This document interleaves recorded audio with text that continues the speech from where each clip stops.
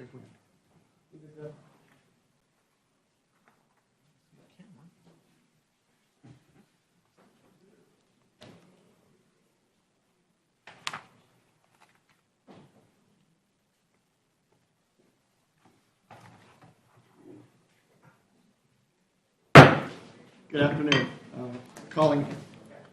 Good afternoon. Calling to order the April 13th public hearing of the Jefferson County Planning and Zoning Commission.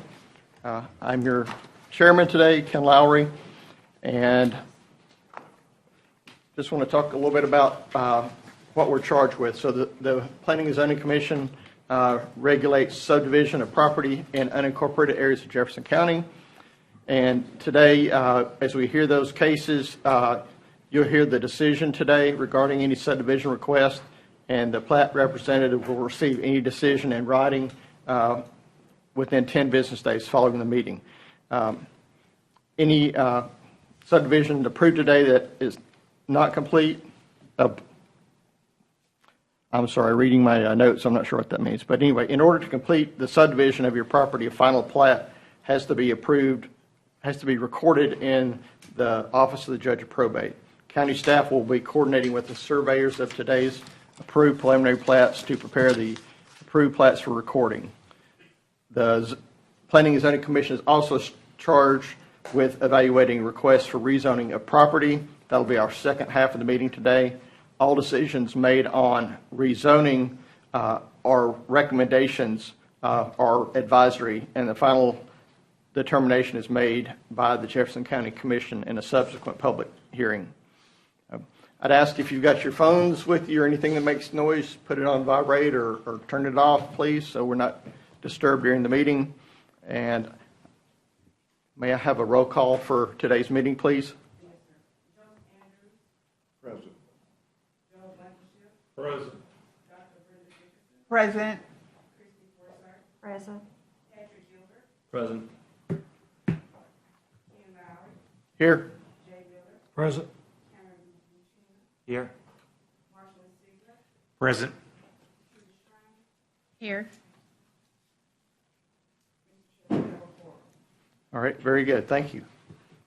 All right, may I have a motion regarding the reading of the minutes from our February 9th public hearing? Mr. Chair.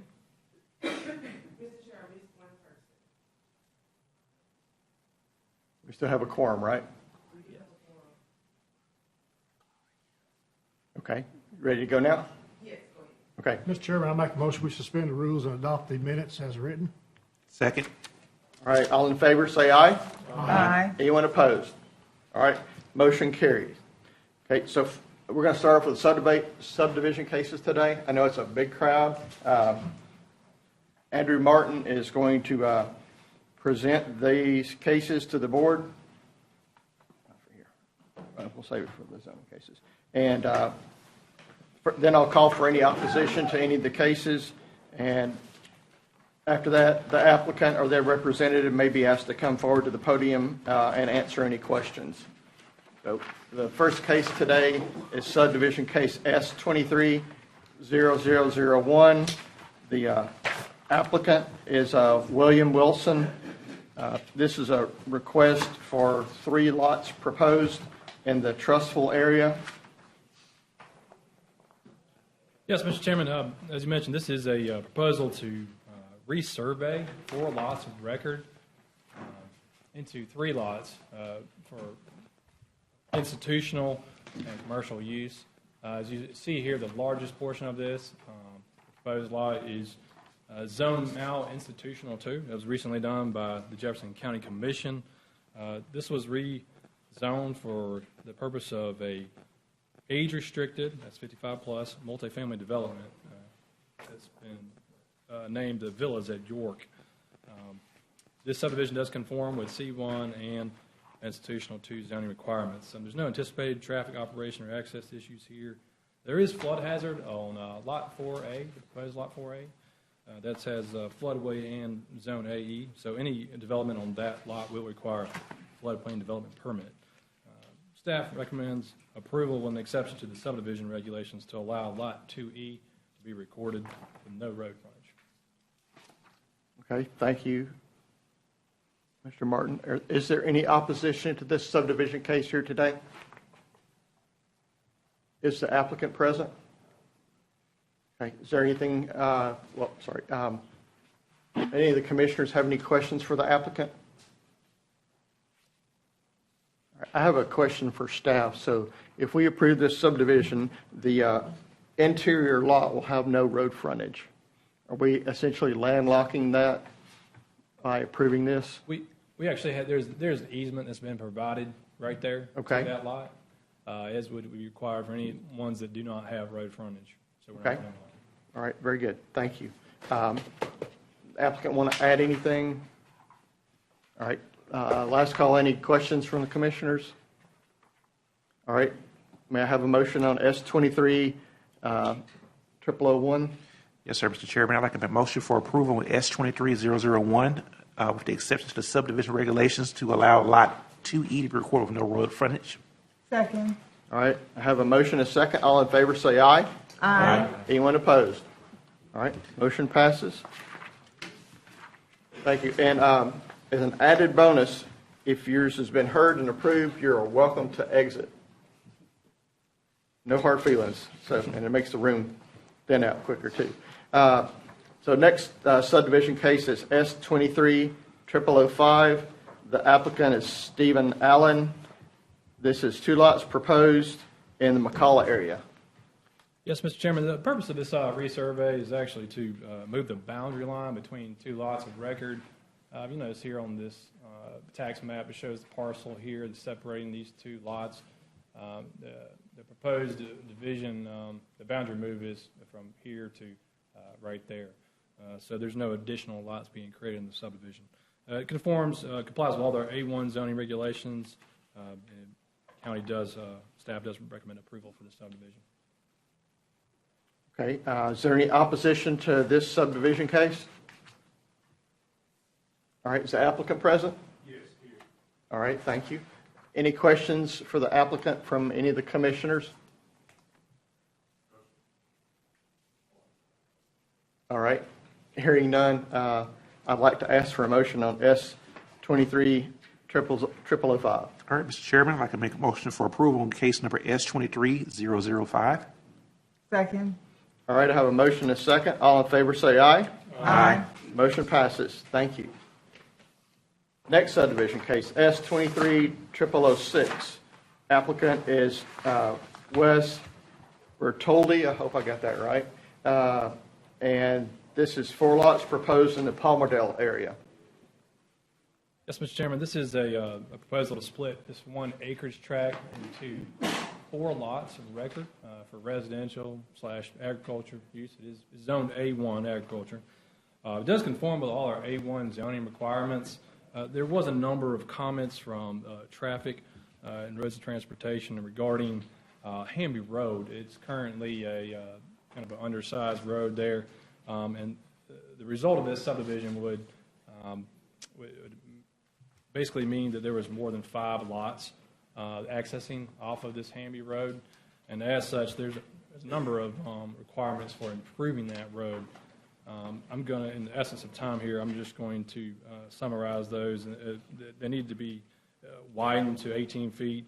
Grading aggregate surface treatment would have to be applied, and then as well a dead-end fire apparatus access road turnaround per the specifications that are listed there.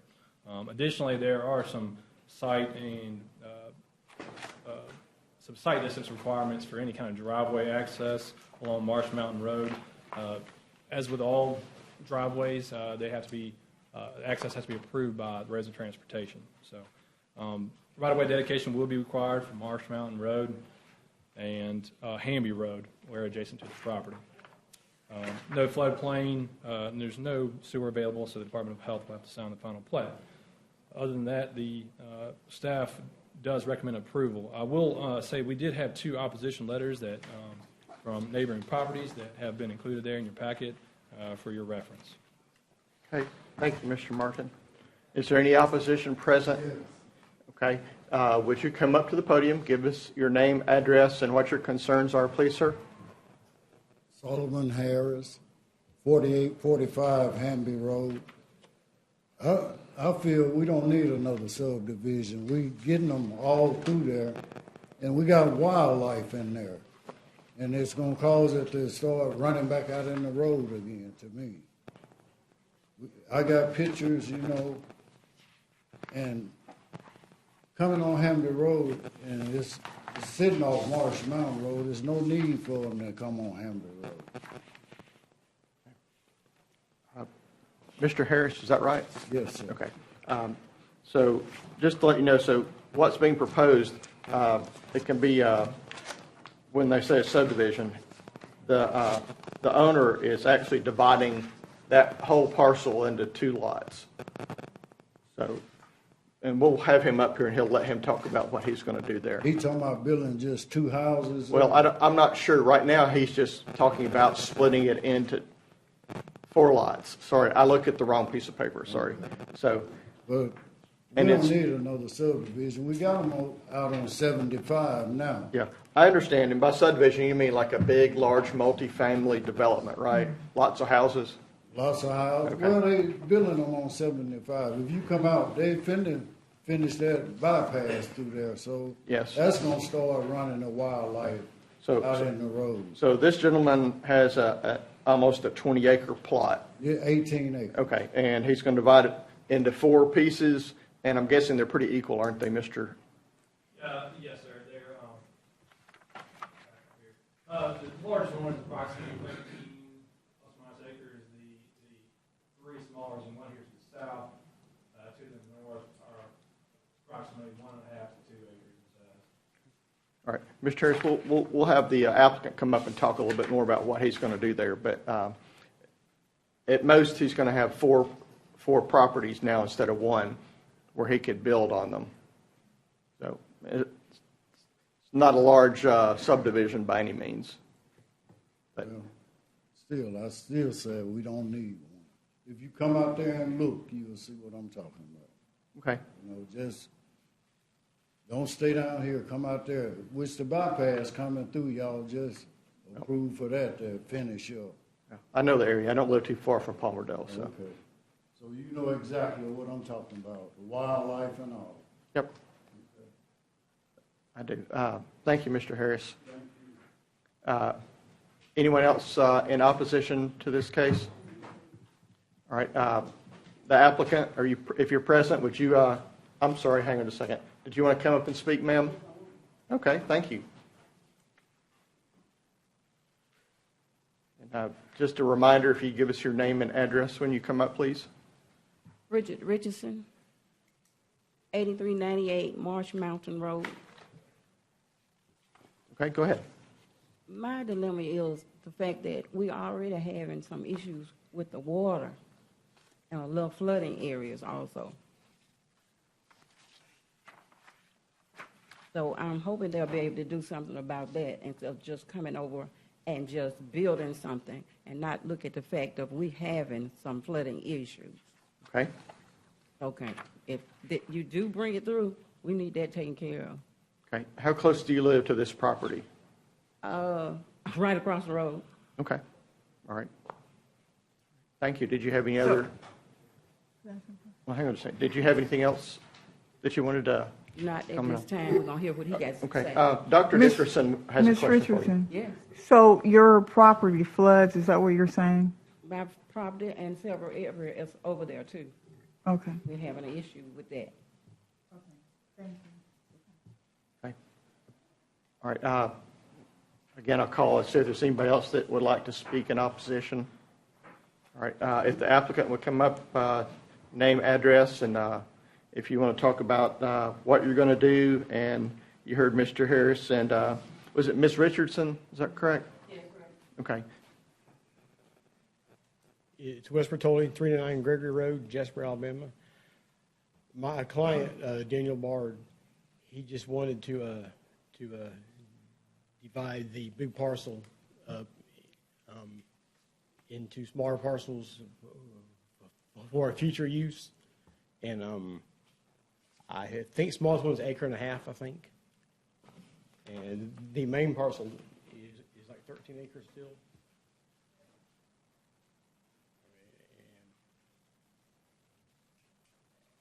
As far as I know, that's all he plans on doing. You know, it's just those parcels for a future use. Okay, so, Like family so member. you have no planned construction right now? Just dividing the land up? He's not expressed that to me. Okay, and he's not here with you today? No, sir. Okay, all right. So I have a question for staff. So we're dividing these up by the acreage. So what can be built on each parcel if it's subdivided? So it's what's required in A1 zoning, which is, as you can see, that's the green. This whole area is A1 zoning. Single family residence, one stick-built home. You can have mobile homes for family up to 2 with a stick-built home. If there's no stick-built home, there could be up to 3 if it's for a family. It still has to, there has to be some size requirements, setbacks for that. So if you have undersized lots, you'd be limited on what you can do with mobile homes and accessory structures. These are all going to be, they're above the minimum lot size, so those would be the general requirements. And then everything else is allowed in agriculture, Okay. And what about storm runoff, like Ms. Richardson mentioned? So if they develop the lots, there are regulations and requirements for that, right? Well, we have our runoff in terms of erosion. All your BMPs have to be in place. There can't be erosion. Tell us what a BMP is, please. So our best management practices. So there's generally things like straw wattles, silt fences have to be in place. Now, if the site is larger than 1 acre, the county does have post-construction stormwater ordinances, which requires they maintain the peak runoff of water has to during post-development has to equal pre-development. Generally, most of these residential areas, A1, generally they're not disturbing an acre of site. It's much smaller, so that would not be the requirement. Only with the practice of putting up silt fences and making sure there's no sediment leaving the site. Okay. See, so Mr. Bertoldi, so is there, I know you said you don't know exactly what the applicant's plans are for a building on there, but I'll ask you this. So one thing we are concerned with is it becoming a family mobile home park. So do you have any objection to excluding the use of mobile homes on the property? You know what? I apologize. Never mind. I'm out of bounds. Never mind. So just as far as use, so you could build a house on it, but you could also do mobile homes on it, according to the regulations. So Yes, you have. So do you have any? According to Andrew, yes, sir. Okay. All right. Any of the commissioners have questions for the applicant? Yes, sir. I was just wondering if he could clarify, you said he's your client. Can you clarify what the relationship is? In other words, Yeah. what is your position? He hired me to do the boundary survey on the exterior part of it, to define his lines and give him acreage and everything else. And that was in the first part of 22. And then the last part of 22, he mentioned dividing them up. And he took my survey and drew on it kind of how he wanted it to be shown on there, and that's that. He's not family or anything else. He just. I just wanted to clarify that you weren't planning buildings or anything else on it, it's simply division of the property. Yes, sir. Okay. And does that Mr. Chairman. just a moment? Just a moment. Did that answer your question first? Yes, sir, it did. Thank you. Okay. All right. Ms. Donald, please go ahead. In the future, I heard you say future use. In the future, they would have to come back to us if they're planning to build and or put mobile homes on the property. No, ma'am, they're allowed to do mobile homes by right as is all adjacent property owners because they're all in A1 zone. Now, the mobile homes would have to be occupied by the property owner and the property owner's immediate family. So wouldn't be like a mobile home park, but again, it could allow for mobile homes if, again, the property owners need. Thank you. All right, any other questions for the applicant? Okay.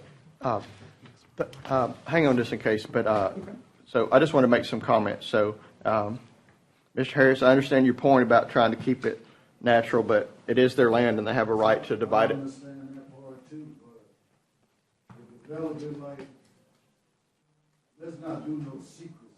You know what I'm saying? Yeah, and there's nothing being done secret here. I mean, they have the right to divide their land up like that. It's within the regulations, and they have to keep it. They have to keep it within regulations. Ms. Richardson's interested in it about making sure that she doesn't have a lot of water runoff from any changes that they make to her house. They run across the street, the water's now, where they come in there and cut out the trees and build ditches and water started running across the road. And what, you say you live out there, you know what kind of place it is. Well, I mean, I have to deal with the water runoff where I live too, so I understand. So, but part of it's Mother Nature and part of it's development. You got to do right. But if they come and build stuff and water starts getting worse, then you need to come down here and talk to the staff in the land department, and they'll get out there. And I mean, Michael knows when I see it happening in my neighborhood when they're building a house and there's mud running across the street. They send out the inspection team, and they get it straightened out. They'll make them stop the work. They'll put up measures to prevent the water from coming across the road. And if they don't, they make them stop work until they fix it. And I think you fine too, don't you, by day? They can be fine. So. But we own it now. So. Like I said, I'm not trying to stop him. If he paid for that land, it's his. True that. I hear you, but I mean he can divide it up. But anyway, but I'm not against that. But I'm not against and we have no idea what he's going to do. I mean, that's a lot of acreage. I mean, 18 acres. Yeah, I mean, It was family land. that's a lot of work to cut down 18 acres worth of trees. Okay, so I got pictures of what he already doing. okay, so y'all are doing work on the site. I'm not aware of that. You said you surveyed the property, right? Yes. Were they doing any work there when you surveyed the property? The first part of 22, no, sir. Okay. So you who put the sign out for the property? I will say, in terms of cutting trees, no one needs a permit from Development Services to cut trees. That's their timber. There's a different set of. Yeah, I understand, but if they're clearing land, that's a different thing. So. That's true. That's correct. All right. Well, maybe we'll take a ride out and check it out. So, all right.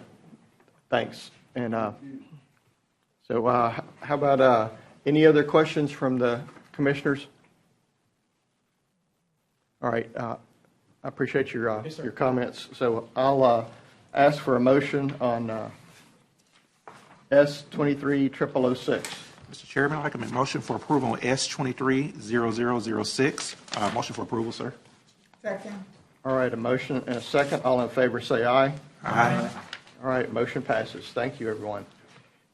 Next subdivision case is S230007, Rena Bragan. This is 2 lots proposed agriculture in the Pinson area. Mr. Mark. Yes, sir. This is a proposed subdivision to resurvey 3 lots and a portion of another lot into 2 lots for residential use. These are lots 1, 2, 3, and 4, part of a resurvey of parcel M and part of a parcel H subdivision of the Combs property. This was recorded in 1977. It's older plat. This is simply a proposal to combine them into 2 lots, as the owner, as my understanding, is trying to sell off the southerly portion of this. The only comment from staff is there was a driveway access issue with the current driveway that has been there for some time that Roads and Transportation is requiring that to be moved back further up Bradford Road into a safer distance to be determined by Roads and Transportation. Other than that, there's no floodplain, no sewer on site, so Department of Health will have to approve the final plat. The staff recommendation for this resurvey is approval. Okay, thank you. So, is there any opposition to this subdivision case today? All right, how about the applicant? All right, thank you. Any questions or comments from the commissioners today? I have one question, Mr. Martin. I'm not sure that what I heard you say about the safety hazard that's presented by the driveway. Yeah, so currently, Has it been resolved? Currently, it exists as it is. In actuality, it's probably unrelated to the subdivision ultimately because it poses a risk. The county engineer has already said it needs to be removed, so they're working with the owner to have that move and assist them in moving that out of the right-of-way up to about 50 feet further north on the Bradford Road, that location. The plat will still be signed by the county engineer, seeing that all other things are correct on the plat.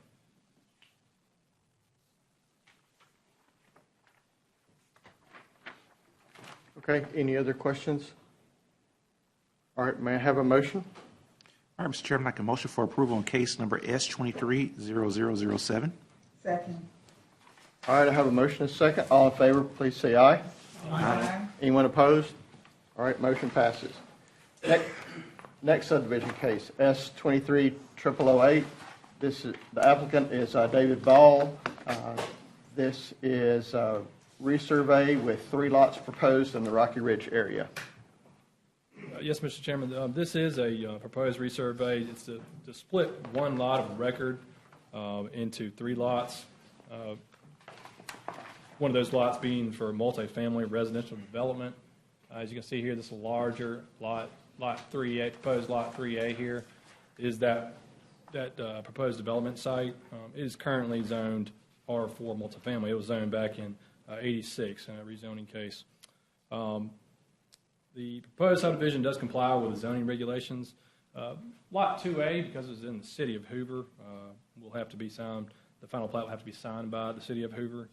And depending on the final site development plans for this particular lot, there may be some additional requirements in terms of right-of-way and widening improvements for Old Rocky Ridge Road. That being said, there's no floodplain on this, and Environmental Services does have public sanitary sewer available to the property, so they must approve and sign the final plat. Staff recommendation for this resurvey is approval. Okay, thank you. Is there any opposition to this subdivision case? So you have opposition? Yes, sir. Okay, would you come up, give us your name, address, and tell us a little bit about what's going on? My name is Bob Lowry. I am the Director of Student Services for Hoover City Schools. The address is 2810 Metropolitan Way. I would like to apologize. Opposition is an extremely strong word. I have some concerns and questions regarding the subdivision. Okay.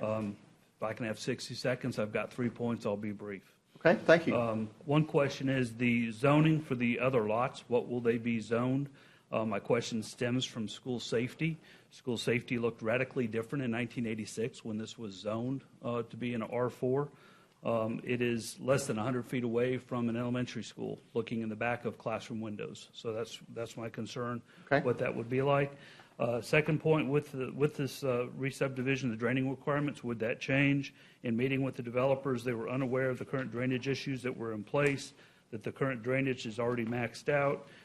Not long ago, the intersection of Rocky Ridge and Acton Road was underwater several feet, and we had to make a FEMA claim with the city of Hoover. The third and last point is the impact of the subdivision on the stressed intersection that's already there. We're having a hard time getting our children to school on time because of the traffic in that intersection. And back with the school safety, our goal is to keep our children that are also Jefferson County residents safe.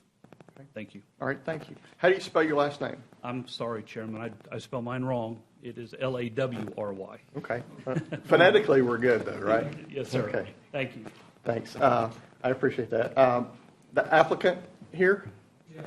Would you mind coming up, name, address, and if you would give us your thoughts on Mr. Lowry's comments?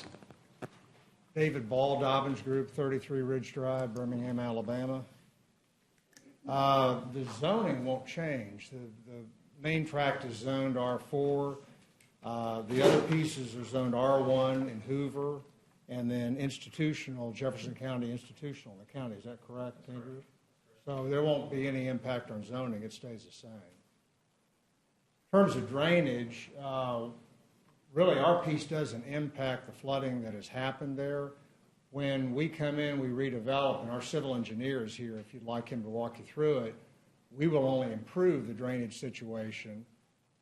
We sit in a gully, and basically we'll have a retention pond that everything will drain from our site into that pond. That pond will hold and meter the release of water, as opposed to right now where you've got ridges that border the school where the water sheds off into the back of the school. So when we've met with Dr. Lowry and we met with Hoover, we explained that basically we'll put in proper civil engineering and proper infrastructure that will retain and that basically will take care of everything on site. We're really the recipient of everybody else's water, to be honest.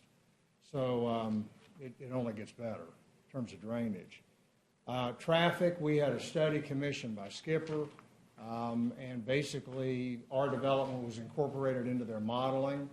We didn't change the impacts of any of the intersections of anything. We fit within the thresholds of how they define it in that traffic study. So, and we've met with Hoover Schools. We're going to meet with them again, work through any issues they have. We're fully open to doing that. Okay. Thank you for answering the questions. I know we may have a few more questions. I have a couple. Oh, I'm sorry, sir. Could you come back? We have a few more questions for you. So those were just Dr. Lowry's questions. So I have a question. Could you tell us about what your planned use is? Yeah, consistent with the zoning, it's multifamily development, basically luxury apartments, probably in the neighborhood of right around 200, obviously fitting the zoning density. Average rents would be in the 2,000, 2,100 range, so very, very nice product. 2 buildings would have amenities that would be basically secluded amenities within the confines of a courtyard in a building, pool. It would have a really nice fitness center and corresponding amenities. Okay. How many levels are you planning for this? The main building in the center would be 4. The building on the edge, the buffers to school, would be 3. We will have a finished floor elevation around 500 feet. Just to give you a metric of comparison, the adjoining neighborhood starts at an elevation finished floor of about 520 going up to about 550.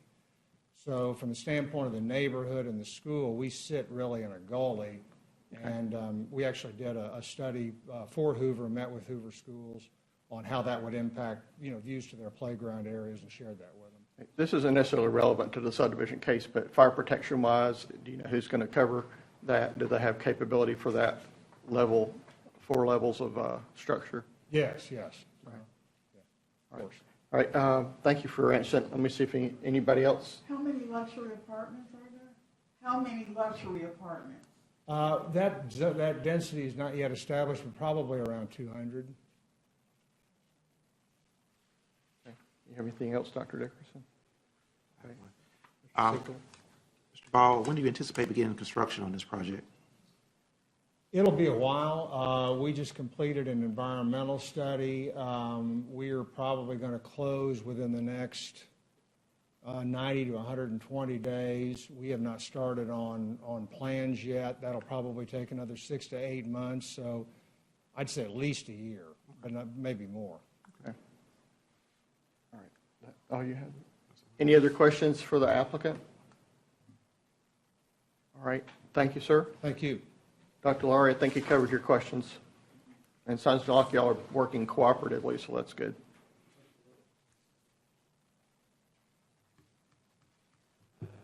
I'd just like to make sure to go on record. Mr. Ball has been absolutely phenomenal to work with. They've been great, so I just wanted to let you know that. Okay. Thank you. I can see that. So. All right. So I would like a motion on subdivision case S-23-0008. All right, Mr. Chairman, I'd like a motion for approval on case number S-23-0008. Second. All right. I have a motion and a second. All in favor, please say aye. Aye. Anyone opposed? All right, motion passes. Thank you. Our next subdivision case is S230009. Applicant is David Arrington. This is one lot proposed in the Pinson area. Mr. Martin? Yes, Mr. Chairman, this is a resurvey to combine two lots of record back into one lot for residential use. So this was, the lots 1 and 2 of Logan's second resurvey was approved by the Planning and Zoning Commission and recorded in 2019, so recently.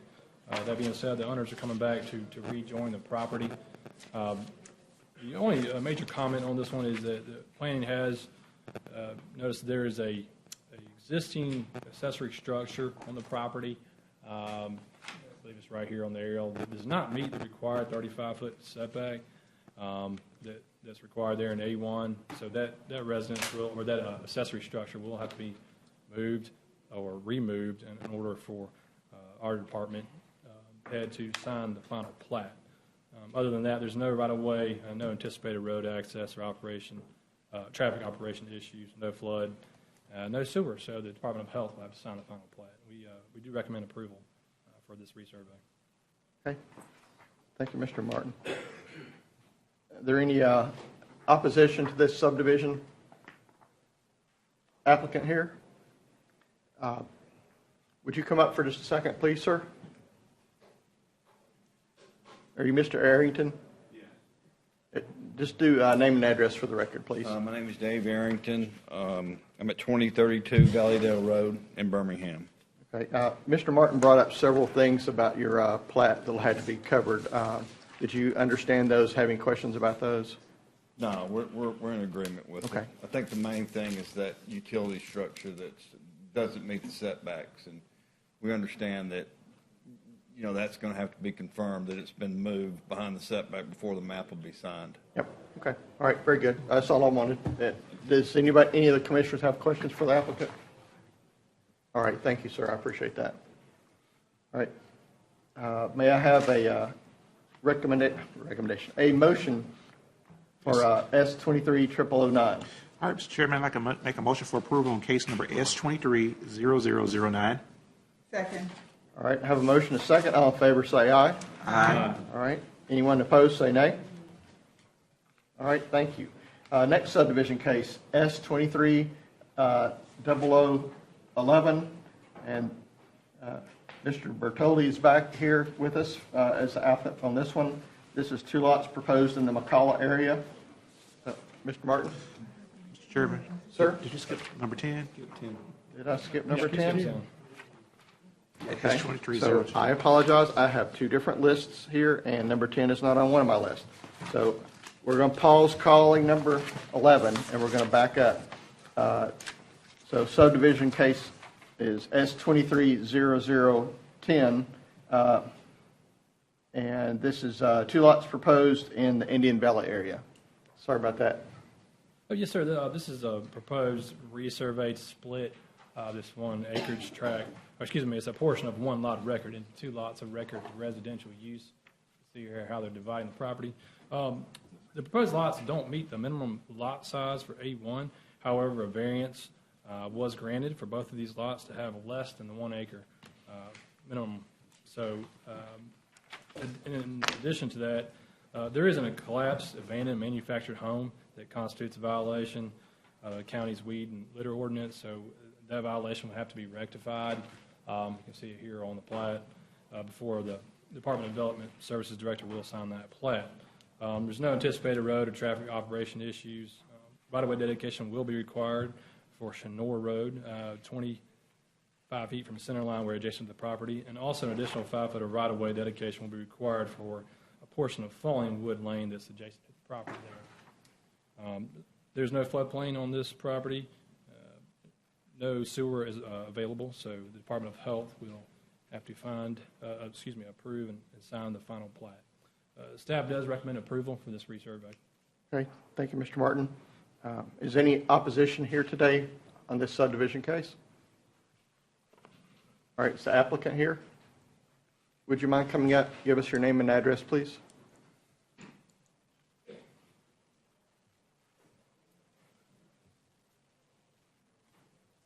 Brian Presnell, 1703 McConnell Lane, Mount Olive, Alabama, 35117. Okay, thank you, Mr. Personnel. So I had a question. I just want to make sure, Mr. Martin mentioned the structure that needs to be removed from the property. Were you aware of that? And It's already been removed. okay, that's even better. Okay. That's all I wanted to confirm, make sure you had understood. Any questions from the commissioners for the applicant? All right, thank you, that's all. I'd like a motion on S23-0010.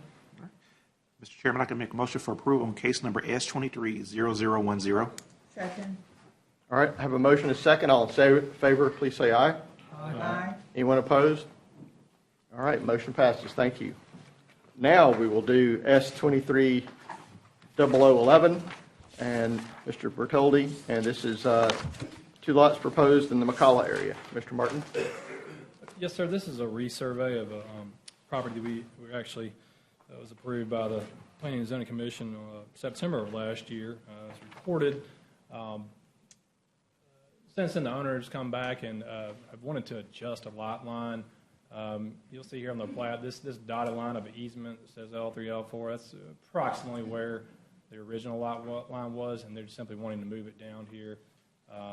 Basically, it's because of proximity to existing home that's there and the ability to sell that, making it a little bit more space there in the front yard. So simply moving a boundary line between these 2 lots of record.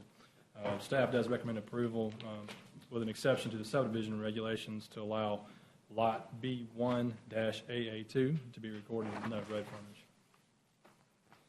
Okay, thank you, Mr. Martin. Any opposition to this subdivision case? Is the applicant here? All right, that's right. You've already been here. Never mind. Any questions from the commissioners? All right, hearing none, I'd like a motion on S23-0011. All right, Mr. Chairman, I make a motion for approval on case number S23-011 with an exception to the subdivision regulations to allow Lot B1-AA2 to be recorded with no road frontage. Second. All right, I have a motion and a second. All in favor, please say aye. Aye. Anyone opposed? Motion passes. Thank you. Next subdivision case, S23-0012. Dave Arrington is the applicant. This is 2 lots proposed in the Trussville area. Yes, Mr. Chairman, this is a proposed subdivision to reconfigure and to convey 2 acreage tracts into 2 lots of record. Essentially, it's moving a property line between a lot and acreage tract. You see here, it does have 2 different zoning types. Each current parcel has A1 and the other has I1, which is a lot industrial. And you can see the property line in between them. Flipping back to the plat here, it's just shifting it slightly north to reconfigure those tracts of land. In doing so, they will need to file a rezoning case to align that zoning, since the county does not allow split zoning anymore. Other than that, there's no anticipated road access issues. No right-of-way dedication will be required on this property. No floodplain, and Environmental Services does have public sewer. That's approximately 125 feet northeast of this property. So they will have to approve and sign the final plat along with the health department on this particular subdivision. Staff does recommend approval for this plat. And as we discussed in pre-meeting, that the plat will not be approved or recorded until the zoning is correct or aligned. All right, thank you. Any opposition to this subdivision of land? Is the applicant present?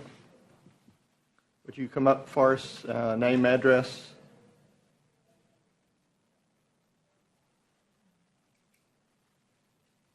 I'm Dave Arrington with Arrington Engineering, 2032 Valleydale Road, Birmingham. Okay. Mr. Arrington, I just want to make you aware of the contingent or the contingencies that need to be satisfied for the plat to be recorded with the zoning. Yeah, we understand that the property has to be rezoned before it will be recorded. Okay. And you got plans to do that shortly? Yes. Okay. Any commissioners have any questions for the applicant? Okay. I don't hear any, so thank you, sir. All right. So I didn't have any opposition. Did I ask for opposition? Opposition, you didn't have any. Okay, all right, so I'd like a motion on S-23-0012. Mr. Chairman, I'd like a motion for approval on case number S-23-0012. Second. All right, I have a motion, a second. All in favor, please say aye. Aye. Anyone opposed? All right. I know we have a lot of cases today, but we're moving right along here. Next subdivision case is S-23-0013. This one is 50 lots proposed in the Pinson area, and the applicant is Rhett Loveman. Mr. Martin? Yes, sir. This is a proposal to divide one acreage tract into 50 lots of record. This is a property that was rezoned by County Commission last year, July of last year. Went from A1 to RG, which is for garden homes. At that time, the plat that was shown at that rezoning was showing 77 lots, and now they're coming back with less. It's 50 for that density. But the proposed lots do comply with RG zoning. There's some additional right-of-way that will need to be dedicated on Eastern Valley Road and Kimber Cutoff Road as well. That's been made known to the applicant. There's no floodplain, and there's no public sewer. Jefferson County Environmental Services has no public sewer here, but the applicant is proposing connecting to an existing privately owned sewer system. I believe that's Tanning Hill Sewer. The staff recommendation for this subdivision is approval. Okay, thank you. Is there any opposition to this subdivision? Is the applicant present? All right. Any commissioners have any questions for the applicant? So during pre-meeting, we had some discussion and we needed some input from Roads and Transportation. And now that we have someone here to talk to us, so there was some discussion, and Dr. Dickerson. I did have a question about traffic. I think it was cleared up for me in the pre-meeting, but what I wanted to know was there's going to be a problem because the staff review, which you've read, right? That there's going to be a dedicated on Eastern Valley Road and Kimbrell Cutoff Road.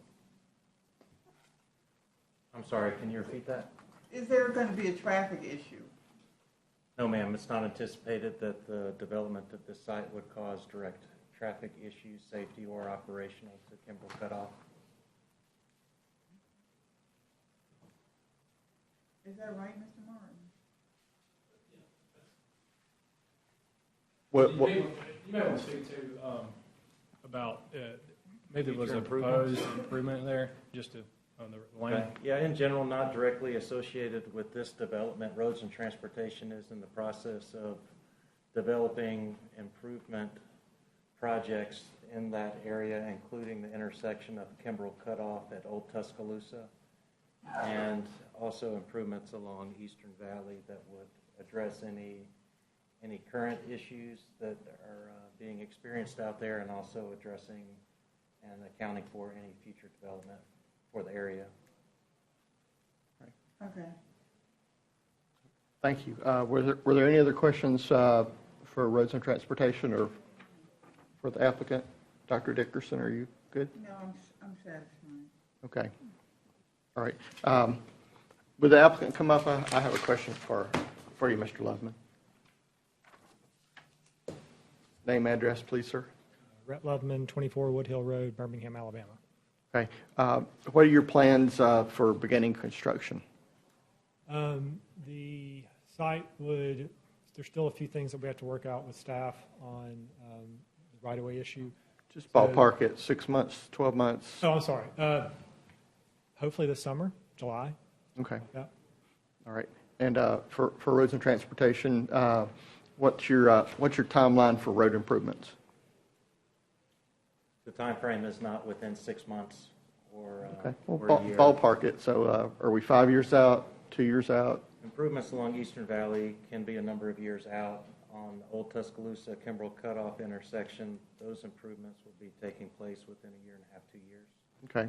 All right. Thank you. And Mr. Loveman, so what's your build-out rate for all these lots expected? I would expect. Not rushing you by any means. No, I would expect, in this area, probably about 3 homes would be sold per month once the final plat's recorded. So the final plat will probably be recorded, maybe a best case scenario a year from now. And then you'd start doing maybe, homes have to get built. That takes a few months. So I'd say you have your first home closing in September, October of 2024. And from there, you're looking at a couple years to build it out. Okay. So about 3 years from now, 3 or 4 So that years. really kind of lines up for build out with the improvements. Okay. I do realize one thing. The entry into this, to your division, is just one way in there and one way out? Is that it? That's correct. There's a loop inside of it, but there's one entrance and one exit. So You don't foresee any problem with that? No, ma'am. So, Dr. Dickerson, let me hit up roads and transportation again. So y'all would have an issue if one egress was not sufficient in your review of the plans, right? You're saying we would have an issue if that? No, maybe I should put it this way. Did you have an issue with there only being one egress to this subdivision? No, sir, we didn't foresee that as being an issue on a traffic operations and safety standpoint. Okay. But if you did have an issue, you would have brought it up and you wouldn't have accepted this with one entrance, right? Yes, sir, that's Okay. correct. All right. Are you good, Dr. Dickerson? I can see you thinking. I can't say that I'm good, but I heard what they said. But to me, it seems problematic with all of these homes and one way in and one way out. It just seems like a problem to me. Yeah. So But I'm not a traffic engineer either. I like two entrances and exits as well, because it is a loop. If one gets blocked, there's another way out. It's just one way out onto the access road. So it's not optimal, but it's optimal as you can get it without having 2 entrances. So, all right. Any other comments or questions? All right. Thank you, Mr. Loveman. All right. May I have a motion on S 2023-013? All right, Mr. Chairman, I can make a motion for approval on S 23-00113. Second? All right. I have a motion and a second. All in favor, please say aye. Aye. Anyone opposed? Opposed? All right. Call the roll, please.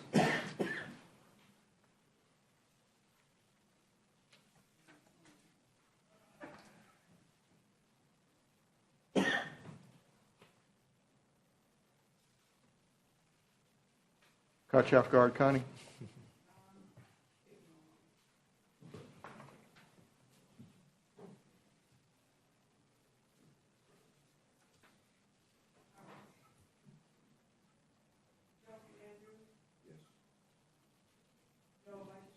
Yes.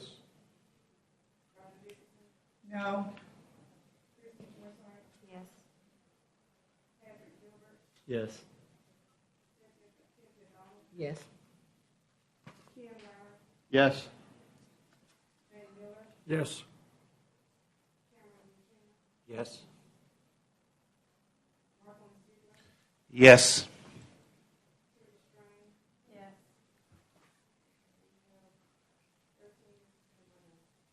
13-1, correct? All right, thank you. Motion passes.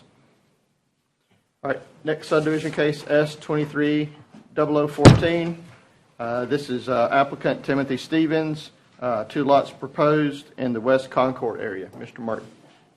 Yes, Mr. Chairman, this is a resurvey to combine 5 lots of record and 1 acreage tract into 2 lots of record for residential use. As you can see here, these lots were recorded back in 2013, and owners since determined that it would be better to have the larger lots rather than the smaller ones. There's no current development on any of these lots. The county has reviewed this. It does comply with all our zoning regulations. There's no anticipated road access or traffic operation issues. Right-of-way dedication will be required for the small portion of the acreage tract that was not previously dedicated. No floodplain on this property, and environmental services has no public sewer available, so the health department will have to approve and sign the final plat. This Staff does recommend approval for this resurvey. Okay, thank you. Mr. Martin, any opposition to this subdivision case? Is the applicant present? Thank you. Any questions for the applicant or the staff from the commissioners? All right, hearing none, I'll ask for a motion. All right, Mr. Chairman, I'd like a motion for approval, to make a motion for approval on case number S230014. Second? All right, I have a motion and a second. All in favor, please say aye. Aye. Anyone opposed? All right, motion passes. Thank you. Next subdivision case, S230015. Matt Atkins, the applicant. This is 2 lots proposed in the Vestavia area.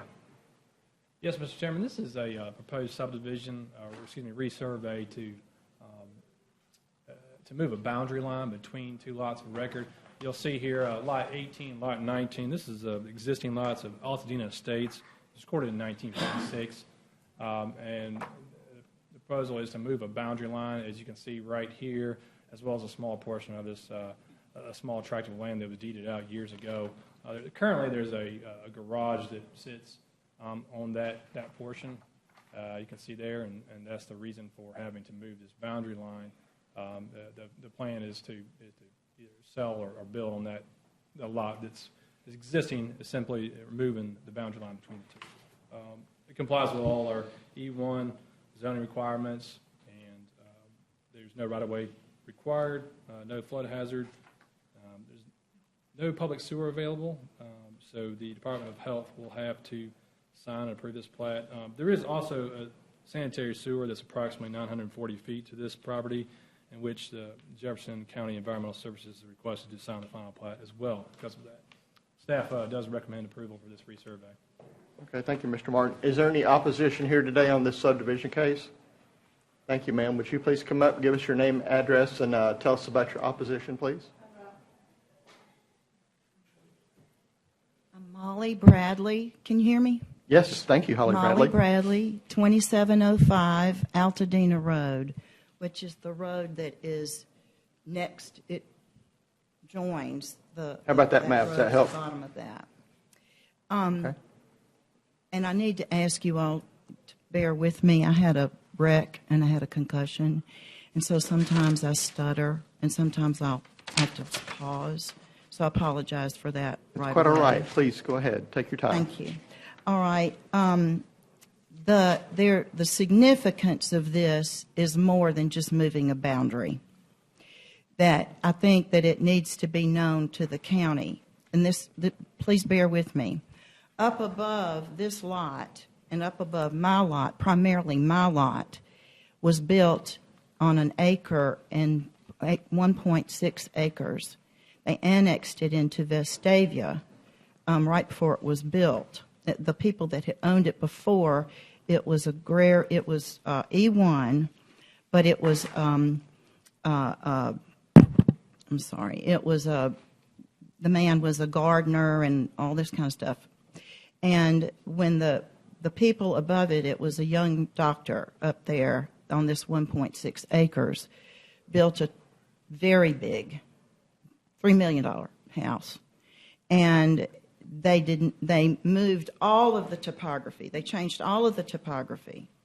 And they put a circular driveway in there on I think that's Alta View Road, and 2 driveways coming down the side of this house. They lowered the topography and dug all of that out.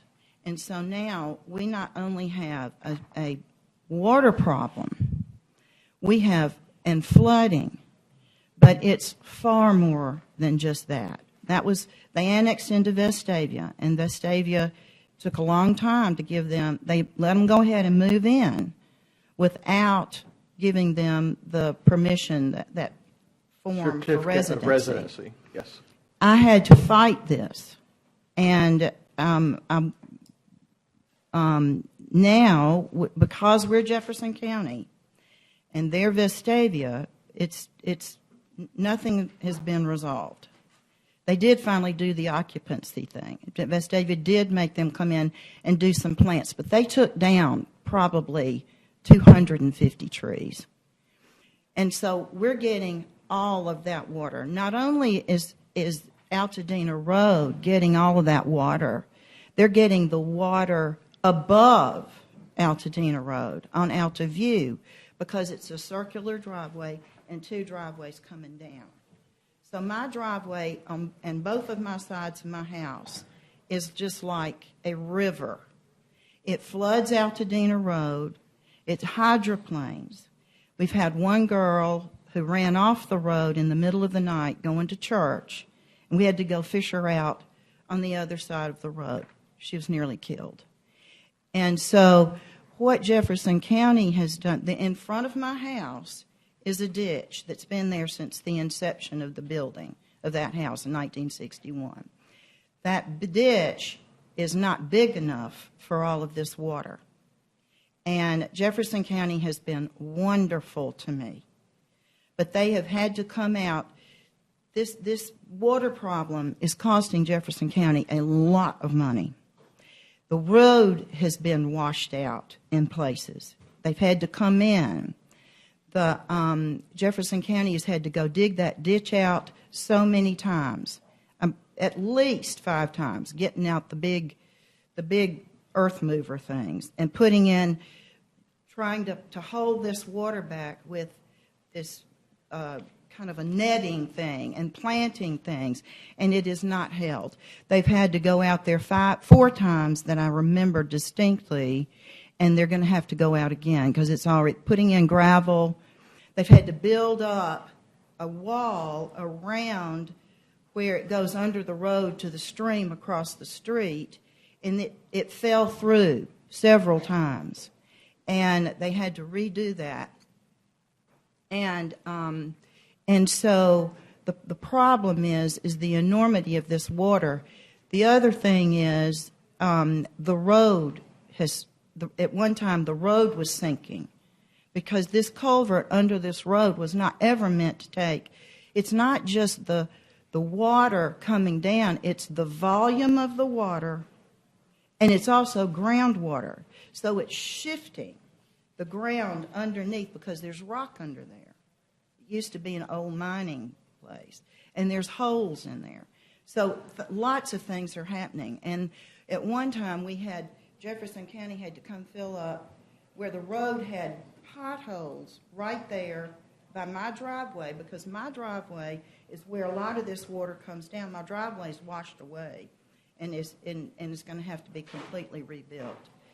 What I'm saying, and also this is important, I think, to be known, is that Alabama environmental management people came out 4 times to my property, and he said, in the midst of all of this, he said, I've been working for this for 17 years, and I have never seen as bad environmental water runoff and ground shifting as this property is in the history of him working.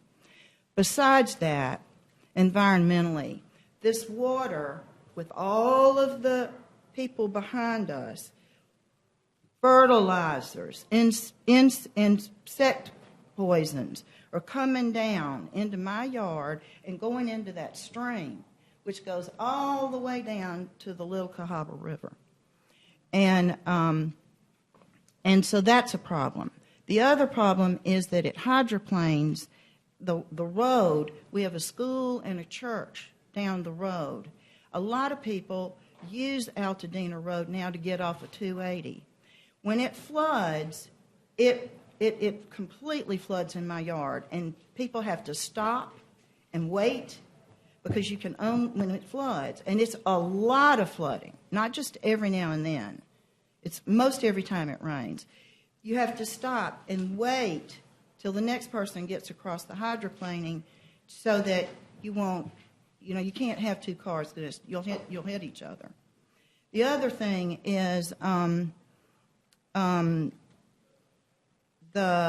have talked with Miles about this because he's next door, and he has said to me personally, I will never build on that land next to me. Molly, you plant everything you want to over there because we're never going to do anything. Because, he said, I have my pool house and my septic tank, my pool house, and all the field lines on that property. And so if that, he said we'd have to move all of that. That's where that little triangle is that he saw up there. So that all has to be moved. The problem also is, where are they going to, we need, if this is ever going to be a thing, which I am hoping it will not. We've got a problem as it is. Where are they going to put their driveway? It's an intersection right by this. We've already got hydroplaning at times. And so where are they going to put this driveway? How are they going to keep further water? They take down the trees that are on the lot now. How are they going to keep more water from coming down? And Jefferson County has had to come back in because the erosion's so bad it goes underneath the road. They've had to come out and they put everything they know in there. This cement kind of stuff, this gravel kind of stuff, and all this, and nothing has held it. They keep coming out over and over and over to dig this thing out. Now the ditch is bigger. When we moved in, you could take a lawnmower and go straight across between the ditch, a big lawnmower, from the ditch to the road. Now it's maybe this much because it's eroding so badly. Eventually, it's going to get to that road. Okay. Ms. Bradley, I'm not trying to cut you off. You've talked a lot about the water and the drainage, and I think we got your point very strongly. So if you don't mind. May I say one more thing? Yeah, I wasn't like totally stopping. I was just going to say, if you have another point, if you'd like to move on. Okay, good. Thank you. That's good. I appreciate that. The other thing is if this were to go through, we need to be sure that the E1 stands.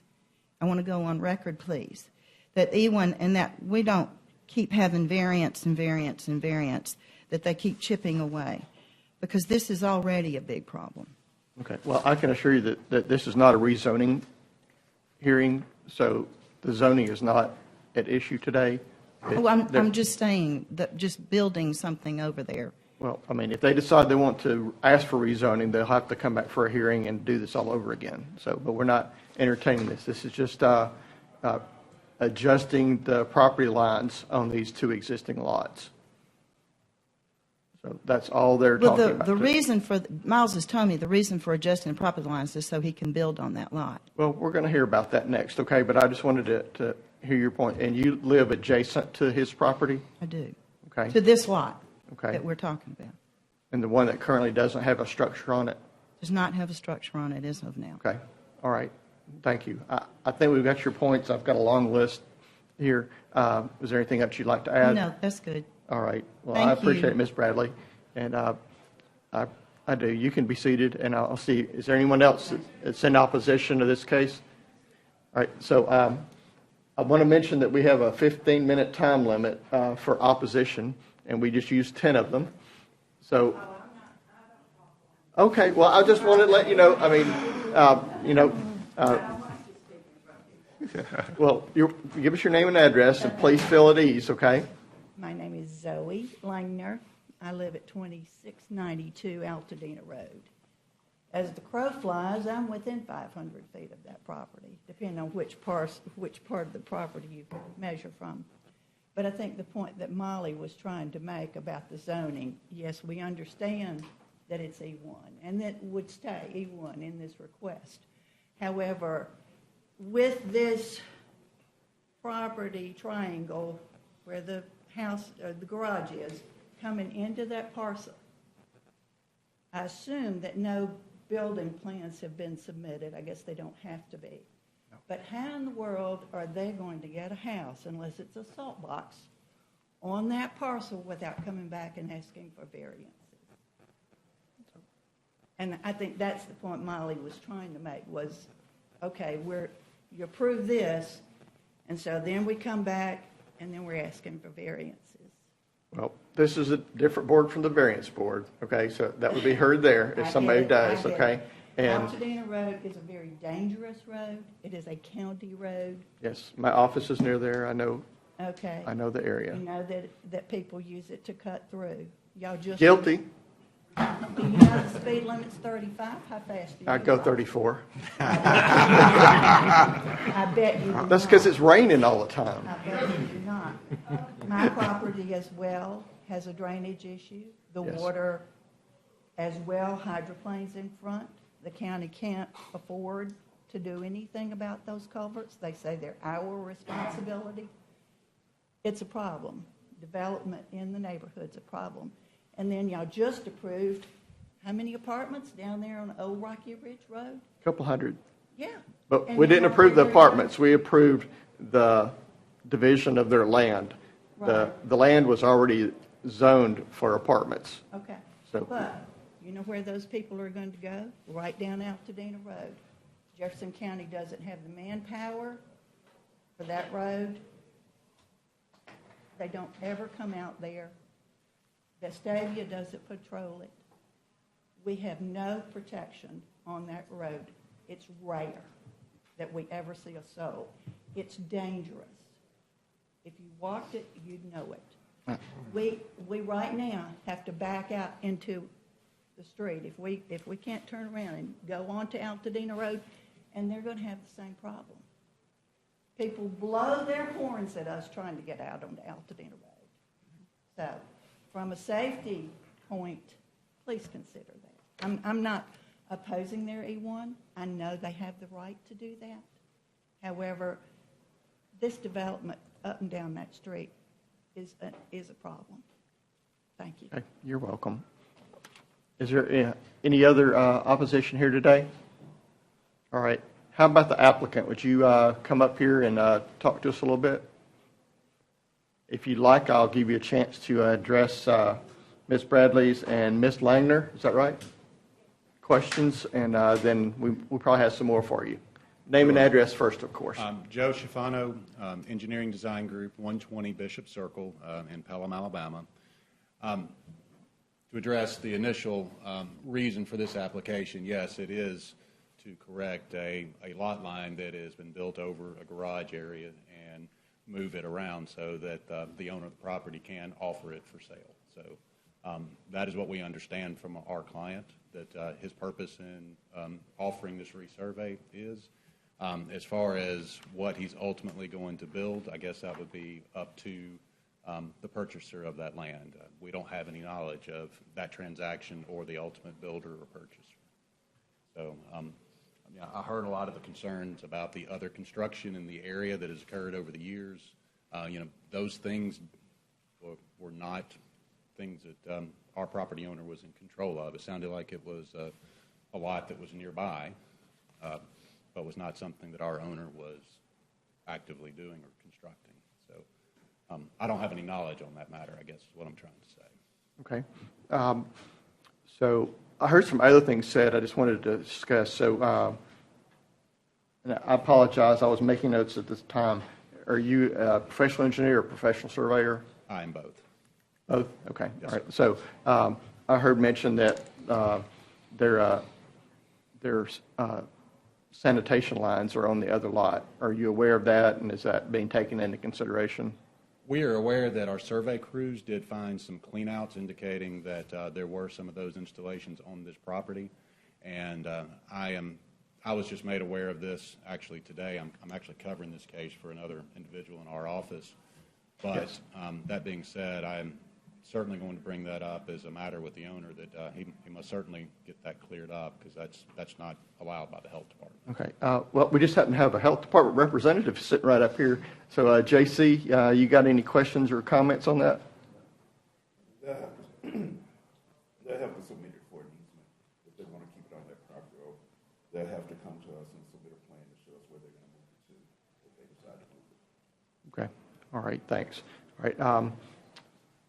I'll see if while you're up here, commissioners have any questions for the applicant. I have a question for staff. Okay. So no questions for the applicant, right? Well, it's related. All right. Well, hang out. Let's get the staff discussion. And go ahead, Dr. Jefferson. So we heard from Ms. Bradley and Ms. Langer, and they talked clearly about the traffic and the issues. regarding that. That has nothing to do with the purpose of the survey with the boundary line between the two lots. Is that correct? Well, the lot is existing. It's been platted. You can't deny someone access to a property. The boundary line, That's correct. The boundary line is ultimately what's being shifted. It's here, and there was a portion of the property that was purchased and sold by deed, I don't know, 20, 30 plus years ago, and right there as well. So the county at the time when this was built was not enforcing subdivision regulations the way they're on the books. But it's kind of started doing that in 2003. That's why this exists the way it is.